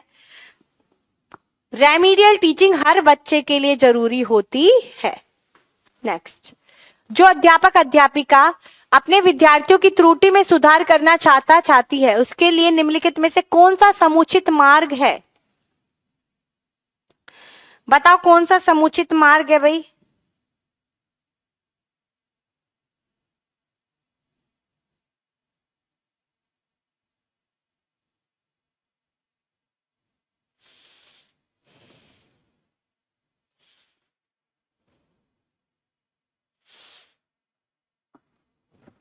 फटाफट चलते हैं भाई, क्वेश्चन बहुत ज्यादा है।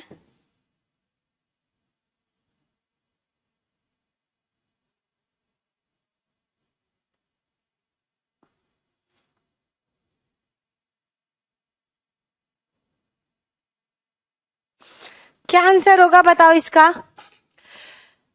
उसे उन त्रुटियों का संशोधन करना चाहिए जो सामान्य अर्थ व अवबोधनात्मक में हस्तक्षेप नहीं करता। अगर त्रुटि संशोधन प्रक्रिया को शुद्ध करती है तो उसे उनका संशोधन नहीं करना चाहिए, या उसे अपने विद्यार्थियों की प्रत्येक त्रुटि का संशोधन करना चाहिए, इसके लिए चाहे उसे विद्यालय में देर तक बैठना पड़े। बताओ क्या आंसर होगा इसका? कौन सा सबसे? उस त्रुटि का करना चाहिए जो ज्यादातर, उस त्रुटि का करना चाहिए जो ज्यादातर लोग करते हैं, यानी कि फर्स्ट उन त्रुटियों का संशोधन करना चाहिए जो सामान्य अर्थ या अवबोधनात्मक में हस्तक्षेप करते हैं। सामान्य चीजों में भाई कोई विशिष्ट हो गया तो यानी कि वो बच्चे से, एक बच्चे से रिलेटेड है, ठीक है, तो क्या हो गया? विशिष्ट। पर वो चीजें टीचर को करनी चाहिए जो ज्यादातर बच्चों में आ रही है और सामान्य चीजों को लेकर आ रही है, तो बहुत सारी चीजों में होगी। नेक्स्ट, बच्चों की त्रुटियों के बारे में निम्नलिखित में से कौन सा कथन सत्य है? बच्चों की त्रुटियां उनके सीखने की प्रक्रिया का अंग है, या बच्चे तब त्रुटियां करते हैं जब शिक्षक सौम्य हो और उन्हें त्रुटियां करने पर दंड न देता हो। बच्चों की त्रुटियां शिक्षक के लिए महत्वहीन है, महत्वहीन नहीं होती भाई, इंपॉर्टेंट होती हैं, या असावधानी के कारण बच्चे त्रुटियां करते हैं। Answer is first, sorry. बच्चों की त्रुटियां उनके सीखने की प्रक्रिया का अंग है। बच्चे त्रुटि करेंगे तो ही सीखेंगे, तो बच्चों की त्रुटियां बहुत इंपॉर्टेंट होती हैं। नेक्स्ट, निम्नलिखित में से कौन सा कथन बच्चों की त्रुटियों के संबंध में सबसे उपयुक्त है? देखो भाई बहुत सारे क्वेश्चन है, 90, तो थोड़ा फर्स्ट 80-85 क्वेश्चन है, तो फटाफट चलना पड़ेगा। बच्चों की गलतियां खिड़की के समान होती है, यह जानने के लिए कि वे किस प्रकार सोचते हैं। हाँ, यही सबसे सही लग रहा है मुझे तो। गलतियों से बचने के लिए बच्चों को शिक्षक का अनुकरण करना चाहिए, या बच्चों की गलतियों को गंभीरता से लिया जाना चाहिए और उन्हें कठोर दंड दिया जाना चाहिए। दंड तो कभी देना ही नहीं है।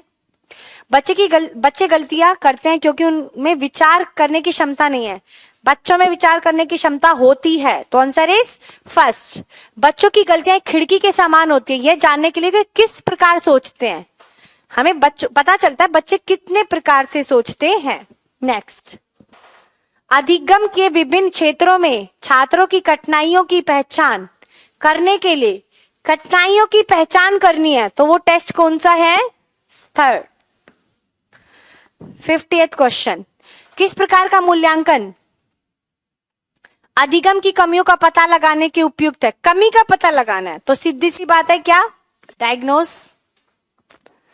Okay, now next question number 50, difficulty in learning are investigated through.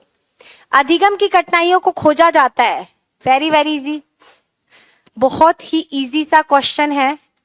हाँ, फॉर्मेटिव में ही डायग्नोज और रेमीडियल आता है भाई। फॉर्मेटिव में ही क्या आता है? Diagnose and remedial.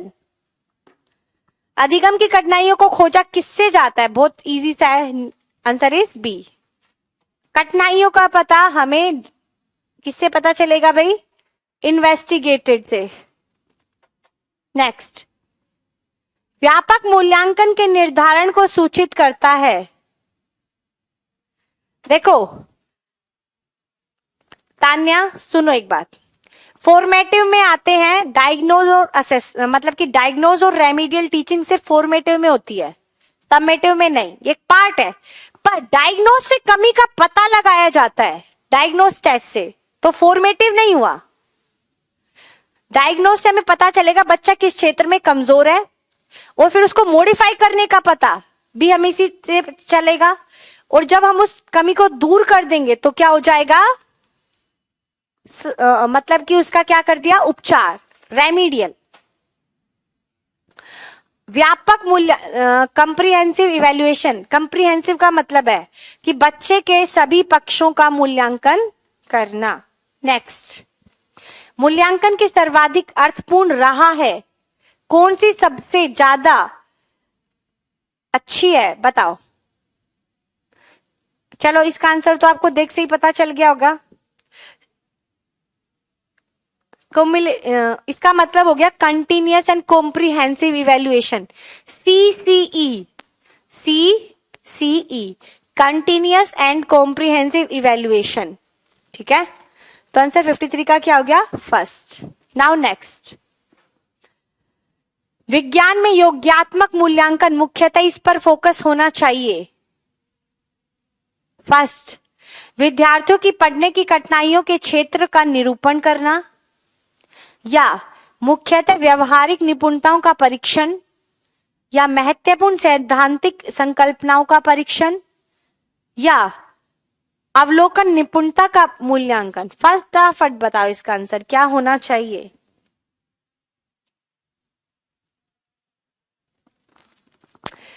विज्ञान में योग्यात्मक का मतलब हो गया 54 का बताओ। देखो सम्मेटिव का डायग्नोस तो होता ही नहीं है, आंसर फर्स्ट होगा ही नहीं। योगात्मक परीक्षण में निदान और उपचार हो ही नहीं सकता। ऑब्जर्वेशन किस में किया जाता है? फॉर्मेटिव में। ऑब्जर्वेशन फॉर्मेटिव में तो ये कट गया। ठीक है, किस चीज पर फोकस किया जाना चाहिए? Testing of mainly the practical skill. इसमें सिर्फ टेस्ट थ्योरेटिकल कंसेप्ट और फोकस कर लिया, इसलिए ये नहीं होगा। आंसर क्या होगा? व्यावहारिक निपुणताओं का परीक्षण होना चाहिए। ठीक है, देखो पेन और पेपर तो है, पर थ्योरेटिकल का ही, इसमें सिर्फ एक चीज को दिखा दिया, थ्योरेटिकल कंसेप्ट। सिर्फ हमें बच्चे की थ्योरी इसका सैद्धांतिक पक्षों का मूल्यांकन करना चाहिए? नहीं, हर पक्ष का। ओरल, रिटन और प्रैक्टिकल, तीनों चीजों का मूल्यांकन। प्रैक्टिकल में ही रिटन भी आ जाएगा, ठीक है। नेक्स्ट, विज्ञान में प्रायोगिक कार्य को महत्व दिया जाना चाहिए क्योंकि प्रैक्टिकल वर्क इन साइंस में be given due to emphasis in order to, विद्यार्थियों को सैद्धांतिक संकल्पना को सत्यापित करने में मदद होगी, या विद्यार्थियों द्वारा पाए गए अंकों के प्रतिशत में सुधार होगा, या विद्यार्थियों को लिखित रिकॉर्ड रखने की आदत में मदद होगी। लिखित पे फोकस डाल दिया? नहीं। विद्यार्थियों की समयनिष्ठा और नियमितता का सही परीक्षण, प्रैक्टिकल वर्क इन साइंस। इसमें सिर्फ सैद्धांतिक पक्षों पर कर दिया? नहीं। परसेंटेज पर कर दिया? नहीं। तो आंसर इज डी। आंसर देखो भाई फटाफट।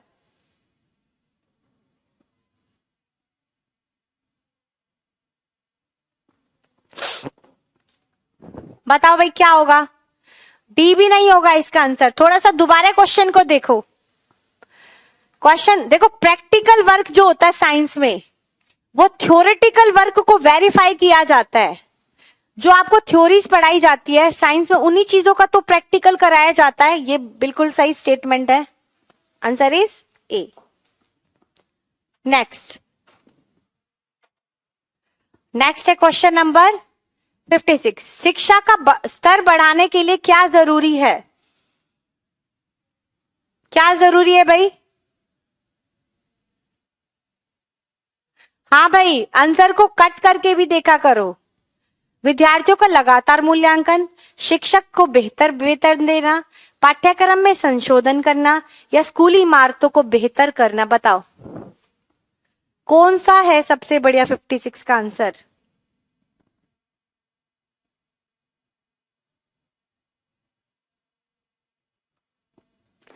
टू इवेल्युएट स्टूडेंट कंटिन्यूअसली, विद्यार्थियों का लगातार मूल्यांकन करना इज ए। खाली पुस्तक परीक्षा प्रणाली का निम्न में से कौन सा प्रमुख वैशिष्ट्य है?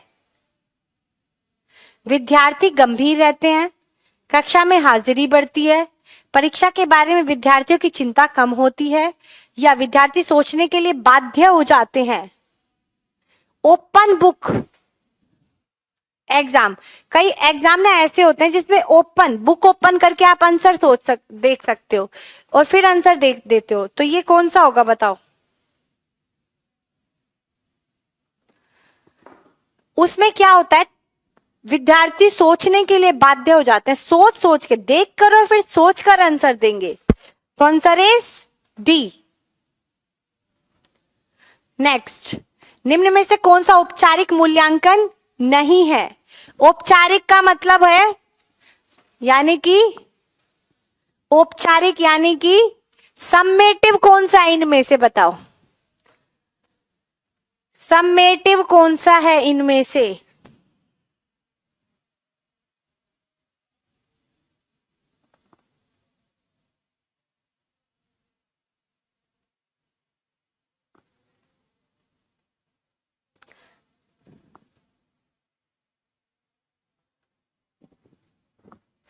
थोड़ा सा भाई क्वेश्चन ही गलत है।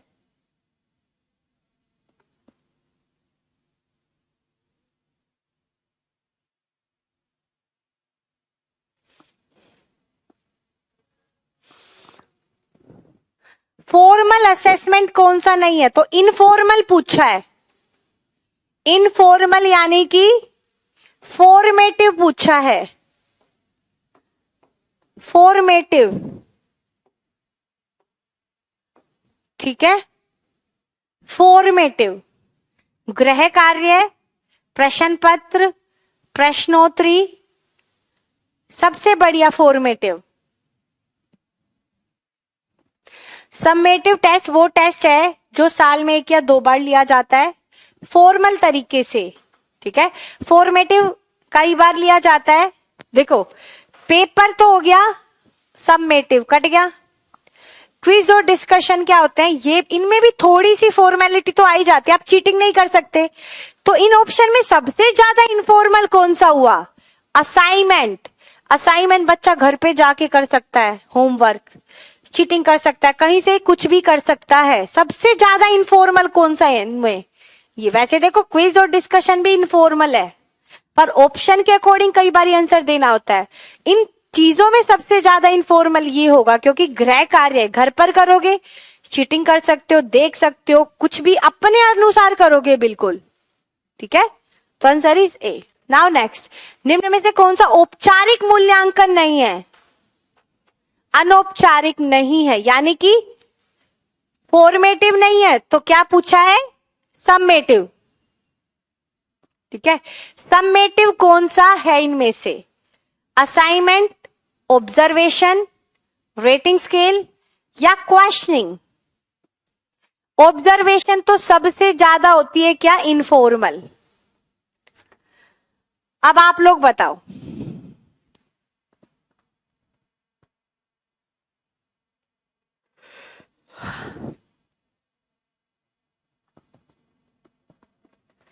सबसे ज्यादा इसमें क्या हो गया भाई? रेटिंग स्केल आएगा आंसर, रेटिंग स्केल। सी बिल्कुल सही है बच्चों का। नेक्स्ट, निम्नलिखित में से कौन सा कथन सतत व व्यापक मूल्यांकन के लिए सही नहीं है? यह एक विद्यालय आधारित मूल्यांकन है, यह विद्यार्थियों में तनाव को कम करता है, इसमें नंबरों के स्थान पर ग्रेड का प्रयोग होता है, या इससे शिक्षकों पर बोझ बढ़ता है? बताओ भाई, कौन सा सही नहीं है? कौन सा सही नहीं है? बिल्कुल सही है भाई, इससे शिक्षकों पर बोझ बढ़ता है, सही नहीं है। नेक्स्ट, निम्नलिखित में से कौन सा उपकरण का इस्तेमाल प्राय योगात्मक में किया जाता है? सम्मेटिव में किया जाता है। टीचर ऑब्जर्वेशन का तो किया नहीं जाता, असाइनमेंट का भी नहीं किया जाता, ये तो answer is B sorry, test. Next, ऐसा रिकॉर्ड जिसमें बालक के व्यक्तित्व के विभिन्न पक्षों का व्यापक विवरण होता है। देखो कौन सा रिकॉर्ड है जिसमें बच्चे के उसका व्यापक रिकॉर्ड होता है? बताओ उस रिकॉर्ड को। देखो स्कूल रिकॉर्ड के ये सारे टाइप हैं, तो कौन सा है? क्यूमुलेटिव। व्यापक का मतलब हो गया शैक्षिक और सह शैक्षिक, दोनों पक्षों का मूल्यांकन किया जाता है इसमें। ठीक है, नाउ क्वेश्चन नंबर 63, विद्यालय अभिलेख रखने के लाभ। ये विद्यालय की प्रगति का पता लगाने में सहायक है, क्या ये नियमित व अनुशासित रहने की इच्छा आदतें सिखाने में सहायक है, भविष्य की योजना बनाने में सहायक है? बताओ, या बोथ ए और सी? क्या आंसर होगा इसका? इसका आंसर क्या होगा? बहुत इजी सा है भाई, इसका आंसर होगा भाई ये, ए और सी दोनों स्टेटमेंट इसमें करेक्ट है। नाउ नेक्स्ट, विद्यालय अभिलेखों का उपयोग किया जाता है रेफरेंस, डायरेक्शन, ऑर्गेनाइजेशन या ऑल ऑफ दीज? बहुत इजी सा है, ऑल ऑफ दीज। नेक्स्ट, निम्नलिखित में से क्या विद्यालय अभिलेख का उद्देश्य नहीं है? छात्रों के विषय में महत्वपूर्ण सूचनाएं प्रदान करना, या पाठ्यक्रम का निर्माण करना, शैक्षिक कार्यक्रम का मूल्यांकन करना, शिक्षा अधिकारियों को सूचनाएं प्रदान करना? बताओ भाई कौन सा?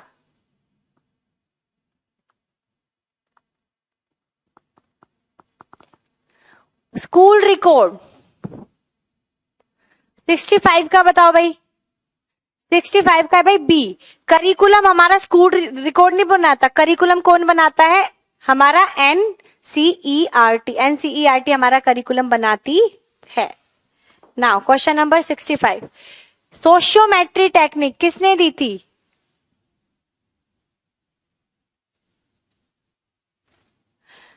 Who applied sociometry technique first? किसने अप्लाई की थी बताओ?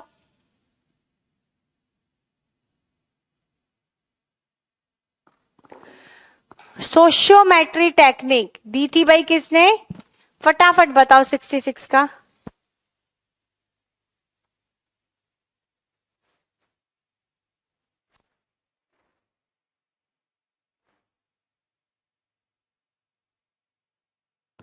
Answer is कोगार्ड। कोगार्ड ने सबसे पहले इसका निर्माण किया था। नेक्स्ट, विज्ञान विषयों में सतत और व्यापक मूल्यांकन के अनुसार कम से कम कुछ रचनात्मक मूल्यांकन का आधार निम्नलिखित में से कौन सा होना चाहिए? फर्स्ट है प्रयोगशाला क्रियाकलाप तथा प्रयोग, लेखन कौशल, समूहों में परियोजना कार्य या संवाद कौशल। फटाफट बताओ 67 का आंसर। 67 का आंसर क्या है?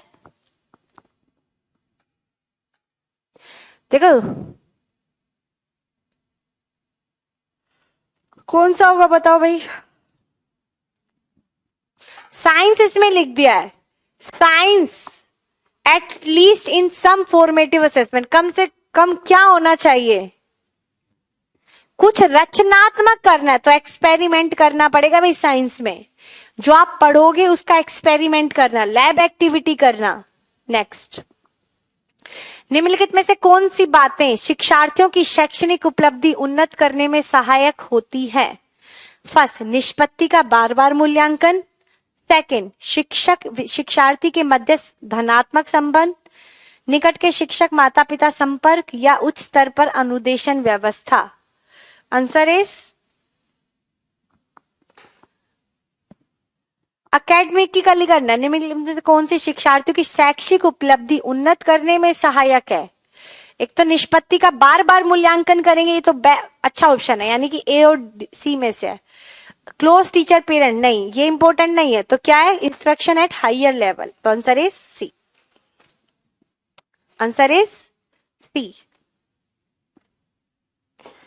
नेक्स्ट, कक्षा 5 का एक अध्यापक विद्यार्थियों के मध्य परस्पर निर्भरता और संबंधों में असामंजस्य की अवधारणा को सिखाने के लिए बच्चों को एक भूमिका अभिनय करने के लिए कहती है। इसके लिए निम्नलिखित में से कौन सा उपकरण उसके लिए भूमिका अभिनय की गुणवत्ता निर्धारित करने में सहायक है?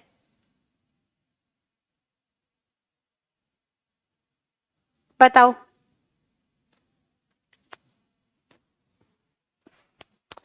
फटाफट बताओ भाई। Question number 69।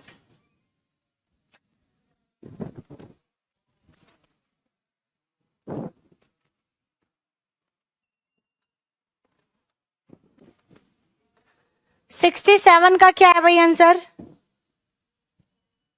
बिल्कुल सही है भाई। रचनात्मक साइंस में क्या किया जाता है? Lab experiment. बिल्कुल सही है। इसका बताओ क्या होगा? एक class 5 teacher direct student to a role play to introduce the concept of interdependence and harmony in relationship. कौन सा सबसे बढ़िया होगा? रोल प्ले का। रोल प्ले करने के लिए 69 का आंसर बताओ भाई।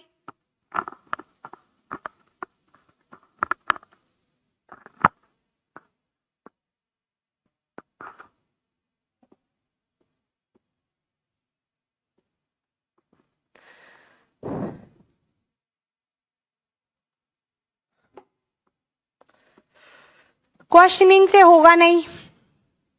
फेस टू फेस इंटरव्यू है, उसमें आप रोल प्ले नहीं कर सकते। ठीक है, इसका आंसर होना चाहिए भाई रेटिंग स्केल। देखो, सोशियोमेट्री टेक्निक वो टेक्निक होती है जिसमें आपके बारे में पता आपसे पूछकर नहीं, आसपास के लोगों से पूछकर लगाया जाता है। ठीक है, ये वो टेक्निक है। जैसे कि आपके बारे में पता लगाना, किसी बच्चे के बारे में कैसा व्यवहार है, उसके बारे में पता क्लास के किसी और बच्चों से पूछना, तो वो स्किल हो जाएगी सोशियोमेट्री। तो अब सबसे बढ़िया ऑप्शन बच्चा रेटिंग स्केल आंसर है। नेक्स्ट, अधिगम में शिक्षार्थी को उनके परिणाम से अवगत कराने से उसे इसके द्वारा अभिप्रेरणा मिलता है। इंफॉर्मेशन ऑफ फेलियर, सक्सेस या प्रतिपुष्टि द्वारा पुनर्बलन या निंदा व प्रशंसा। फटाफट बताओ।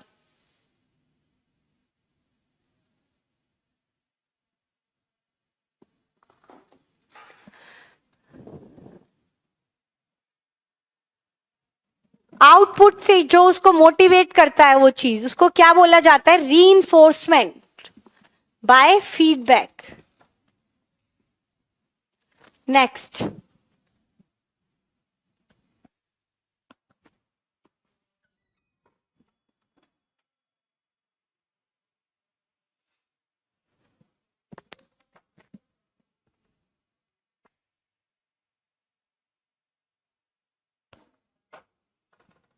आंसर क्या होगा भाई 71 का? सीसीई प्रणाली के बारे में कौन सा सत्य नहीं है? बताओ भाई कौन सा सत्य नहीं है? फर्स्ट है बच्चों में प्रतिस्पर्धा की भावना बढ़ती है, या सामग्री के छोटे हिस्सों पर सीखने की प्रगति की पहचान करता है, या उपचारात्मक प्रतिपुष्टि उपलब्ध कराता है, या गैर शैक्षिक योग्यताओं की पहचान करता है और उन्हें बढ़ावा देता है। बताओ कौन सा है? फर्स्ट होगा। कभी भी बच्चों में कंपटीशन तो बढ़ाना ही नहीं है। नेक्स्ट, निम्नलिखित में से कौन सा सतत एवं व्यापक मूल्यांकन का उद्देश्य है? बच्चों का समग्र विकास, या बच्चों में प्रतिस्पर्धा को प्रोत्साहन, या बच्चों में शैक्षिक श्रेष्ठता का प्रोत्साहन, या बच्चों में रटकर याद करने का विकास। बताओ क्या है? कंपटीशन होगा नहीं, रोड लर्निंग होगी नहीं, बच्चों में क्या होना चाहिए? बच्चों का समग्र विकास, all round development. Next, cumulative record is the record of the whole class, the whole school, record of all type of one student, या one student in one academic session. बताओ इसका आंसर होगा एक बच्चे का रिकॉर्ड, हर तरीके का, शैक्षिक और सह शैक्षिक दोनों पक्षों का रिकॉर्ड होगा बच्चे का। नेक्स्ट, फटाफट करते हैं। फॉर्मेटिव असेसमेंट का कितना % होना चाहिए? फॉर्मेटिव है यहाँ पे, फॉर्मेटिव, ठीक है, यानी कि निर्माणात्मक मूल्यांकन का कितना % उसमें होना चाहिए? ऐसे कहते हैं ना, क्लास एक्टिविटीज का भी कुछ % उसका मार्क्स लगता है। कई बार हम लगाते हैं कि बच्चे ने डिबेट में पार्टिसिपेट किया था, राइटिंग में पार्टिसिपेट किया था, उनका भी मार्क्स लगता है, तो वो कितना हो जाता है? 40%। नेक्स्ट, निम्नलिखित में से कौन सा निर्माणात्मक मूल्यांकन के लिए एक उपयुक्त उपकरण नहीं है? बताओ, बहुत इजी सा क्वेश्चन है। 75।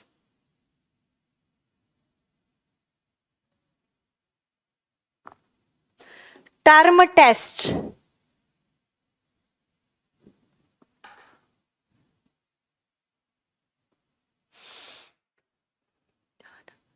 आकलन को उपयोगी और रोचक प्रक्रिया बनाने के लिए डैश के प्रति सचेत होना चाहिए। बताओ किसके प्रति सचेत होना चाहिए भाई?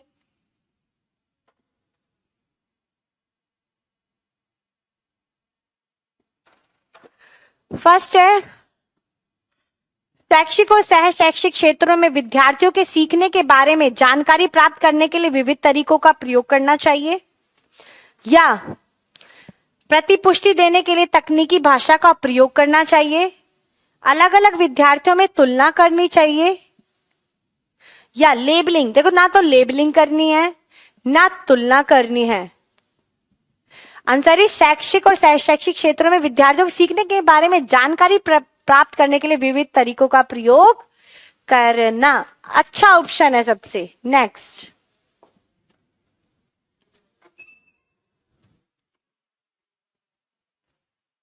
नेक्स्ट क्वेश्चन है भाई, क्वेश्चन नंबर 77। सतत और व्यापक मूल्यांकन की शुरुआत ने मूल्यांकन व्यवस्था को क्या कहा है? बच्चे के संपूर्ण व्यक्तित्व को ज्यादा प्रदर्शित करने वाला, या बहुत अधिक विवरण को शामिल करते हुए जटिल बनाया जाए, अस्पष्ट बनाया, या केवल शैक्षणिक। बताओ क्या होगा आंसर? बताओ 77 का बिल्कुल सही है। बच्चे के संपूर्ण व्यक्तित्व को, सिर्फ बच्चे पर फोकस करना है भाई। नेक्स्ट, सामाजिक विज्ञान में मूल्यांकन के संचित अभिलेखों में होना चाहिए। संचित अभिलेख यानी कि क्यूमुलेटिव रिकॉर्ड, विद्यार्थियों की उपस्थिति और चिकित्सा रिकॉर्ड, विद्यार्थियों द्वारा प्रदर्शित अनुशासनहीनता की घटनाओं का रिकॉर्ड, या विद्यार्थियों की रुचि, अभिक्षमता और सामाजिक समायोजन की के प्रगतिशील विकास का रिकॉर्ड, यह है किसी भी विशेष दिन विद्यार्थियों के व्यवहार का रिकॉर्ड। बताओ क्या होगा भाई?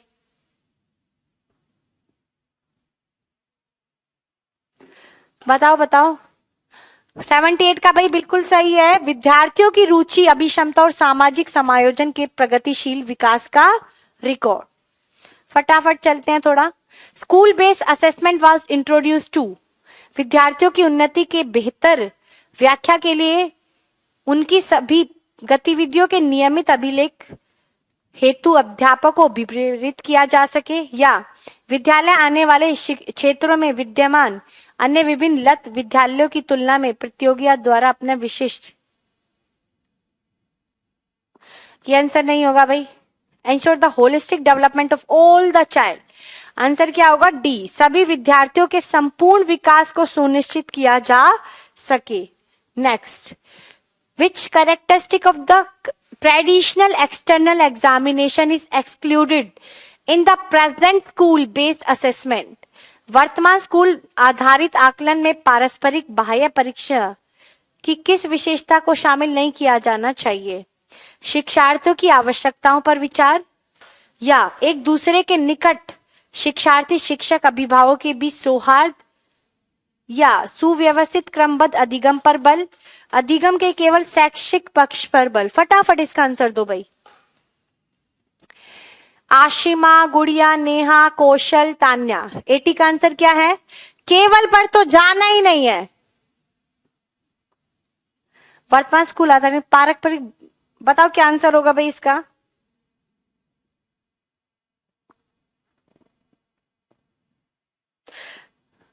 हाँ बिल्कुल सही है, इसका डी आंसर होगा। क्यों होगा? क्योंकि which of the following traditional, पुराने समय में किस चीज पर फोकस किया जाता था? केवल शैक्षिक पक्ष पर, अब दोनों पर किया जाता है। नेक्स्ट, निम्नलिखित में से कौन सा सतत एवं व्यापक मूल्यांकन का भाग नहीं हो सकता? बताओ। सतत एवं व्यापक मूल्यांकन का भाग नहीं हो सकता इनमें से।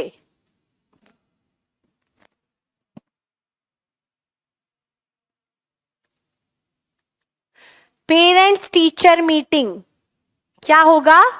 Parents teacher meeting. Next question है, फटाफट करते हैं भाई। कक्षा में शिक्षार्थियों से कहा गया कि वे अपने समाज के लिए क्या कर सकते हैं, इसे दर्शाने के लिए एक नोटबुक में अपने कार्य की विविध शिल्प कृतियों को संयोजित करें। किस प्रकार का है? बताओ। Problem solving, portfolio assessment, asset type assessment, या एनेक्डोटल रिकॉर्ड? बताओ क्या होगा?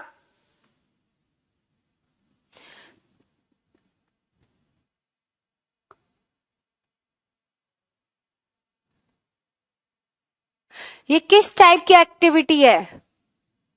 बिल्कुल सही, ये है पोर्टफोलियो असेसमेंट, जिसमें बच्चों से करने के लिए कहा जा रहा है। Next, summative evaluation is defined as.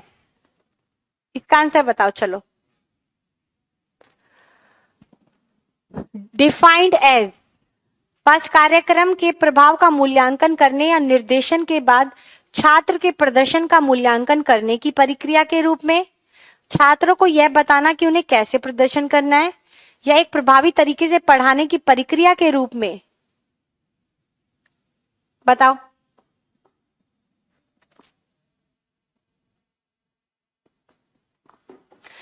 पता चल गया होगा, बिल्कुल सही है भाई। ए ही इसका आंसर है, सबने सही दिया ऑलमोस्ट। क्या है?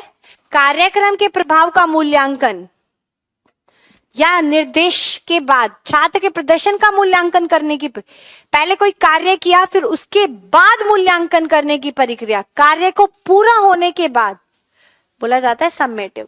निम्नलिखित में से कौन सा एक उपयुक्त रचनात्मक आकलन का कार्य नहीं है? बताओ। रैंकिंग, प्रोजेक्ट, अवलोकन, या खुले अंत वाले प्रश्न। बहुत ही इजी क्वेश्चन है। कौन सा नहीं है फॉर्मेटिव असेसमेंट में? नहीं है पूछा है। देखो, रैंकिंग की जाती है सम्मेटिव में, तो ये क्या हो गया? सम्मेटिव, ये फॉर्मेटिव नहीं है। नेक्स्ट, हाँ, निम्नलिखित में से कौन से प्राथमिक स्तर पर पर्यावरण अध्ययन में आकलन के लिए उपकरण एवं तकनीक है? फर्स्ट है project, field trip, journal writing and concept mapping. बताओ क्या हो जाएगा भाई इसका? प्राइमरी लेवल पर सारी चीजें कराई जाती है भाई बच्चों से। इसका होगा बी। थोड़ा फास्ट चल रहे हैं क्योंकि टाइम कम है, क्वेश्चन अभी भी काफी बचे हैं। विज्ञान शिक्षा द्वारा छात्रों में अभिव्यक्तियों एवं मूल्यों के विकास के मूल्यांकन के लिए निम्नलिखित में से कौन सी तकनीक सबसे अधिक उपयोगी है? चेकलिस्ट, रेटिंग स्केल, ऑब्जर्वेशन या भाई next paper pencil test? Attitude and values, attitude and values को मापने के लिए बताओ कौन सा सबसे तरीका सही है?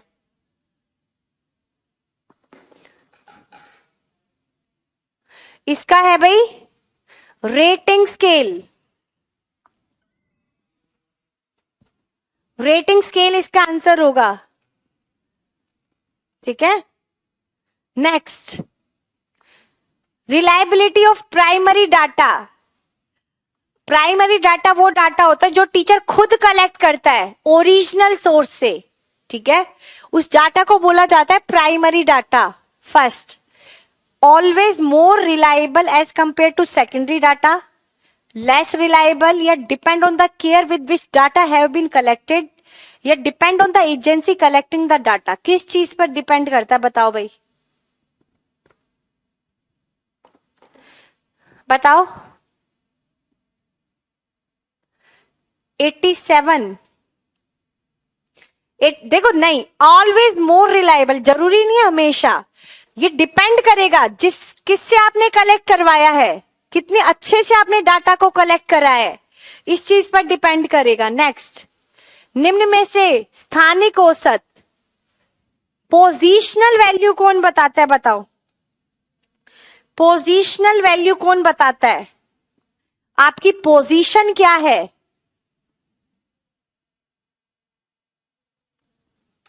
पोजीशन हमें हमारा मीडियन बताता है भाई। नेक्स्ट, निम्नलिखित में से कौन सा अत्यधिक अस्थिर उत्तर है? अत्यधिक अस्थिर बोला जाता है, इसको क्या बोला जाएगा? ये क्वेश्चन भी आ जाए तो ये बोला जाता है मूड। क्वेश्चन हमने करे भाई 89। आज कुछ ज्यादा ही क्वेश्चन हो गए थे। ठीक है, तो थोड़े ज्यादा क्वेश्चन हो गए तो हमें थोड़ा सा फास्ट खींचना पड़ा। बस बात ये थी ज्यादा से ज्यादा क्वेश्चंस की प्रैक्टिस करनी है ताकि आप लोगों को दिक्कत ना आए। ठीक है, आप लोगों को क्या ना आए भाई? दिक्कत।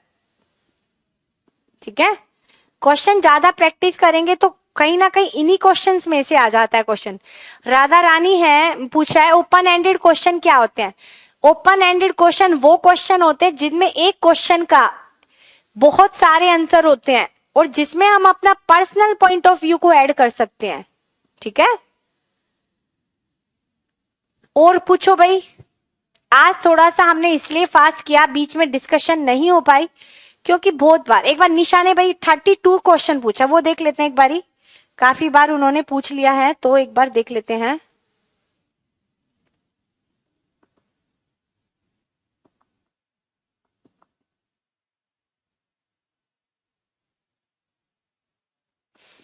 थर्टी टू वो बार बार कह रही थी। अच्छा हाँ, इतना इजी को, अच्छा ये तो 29 है।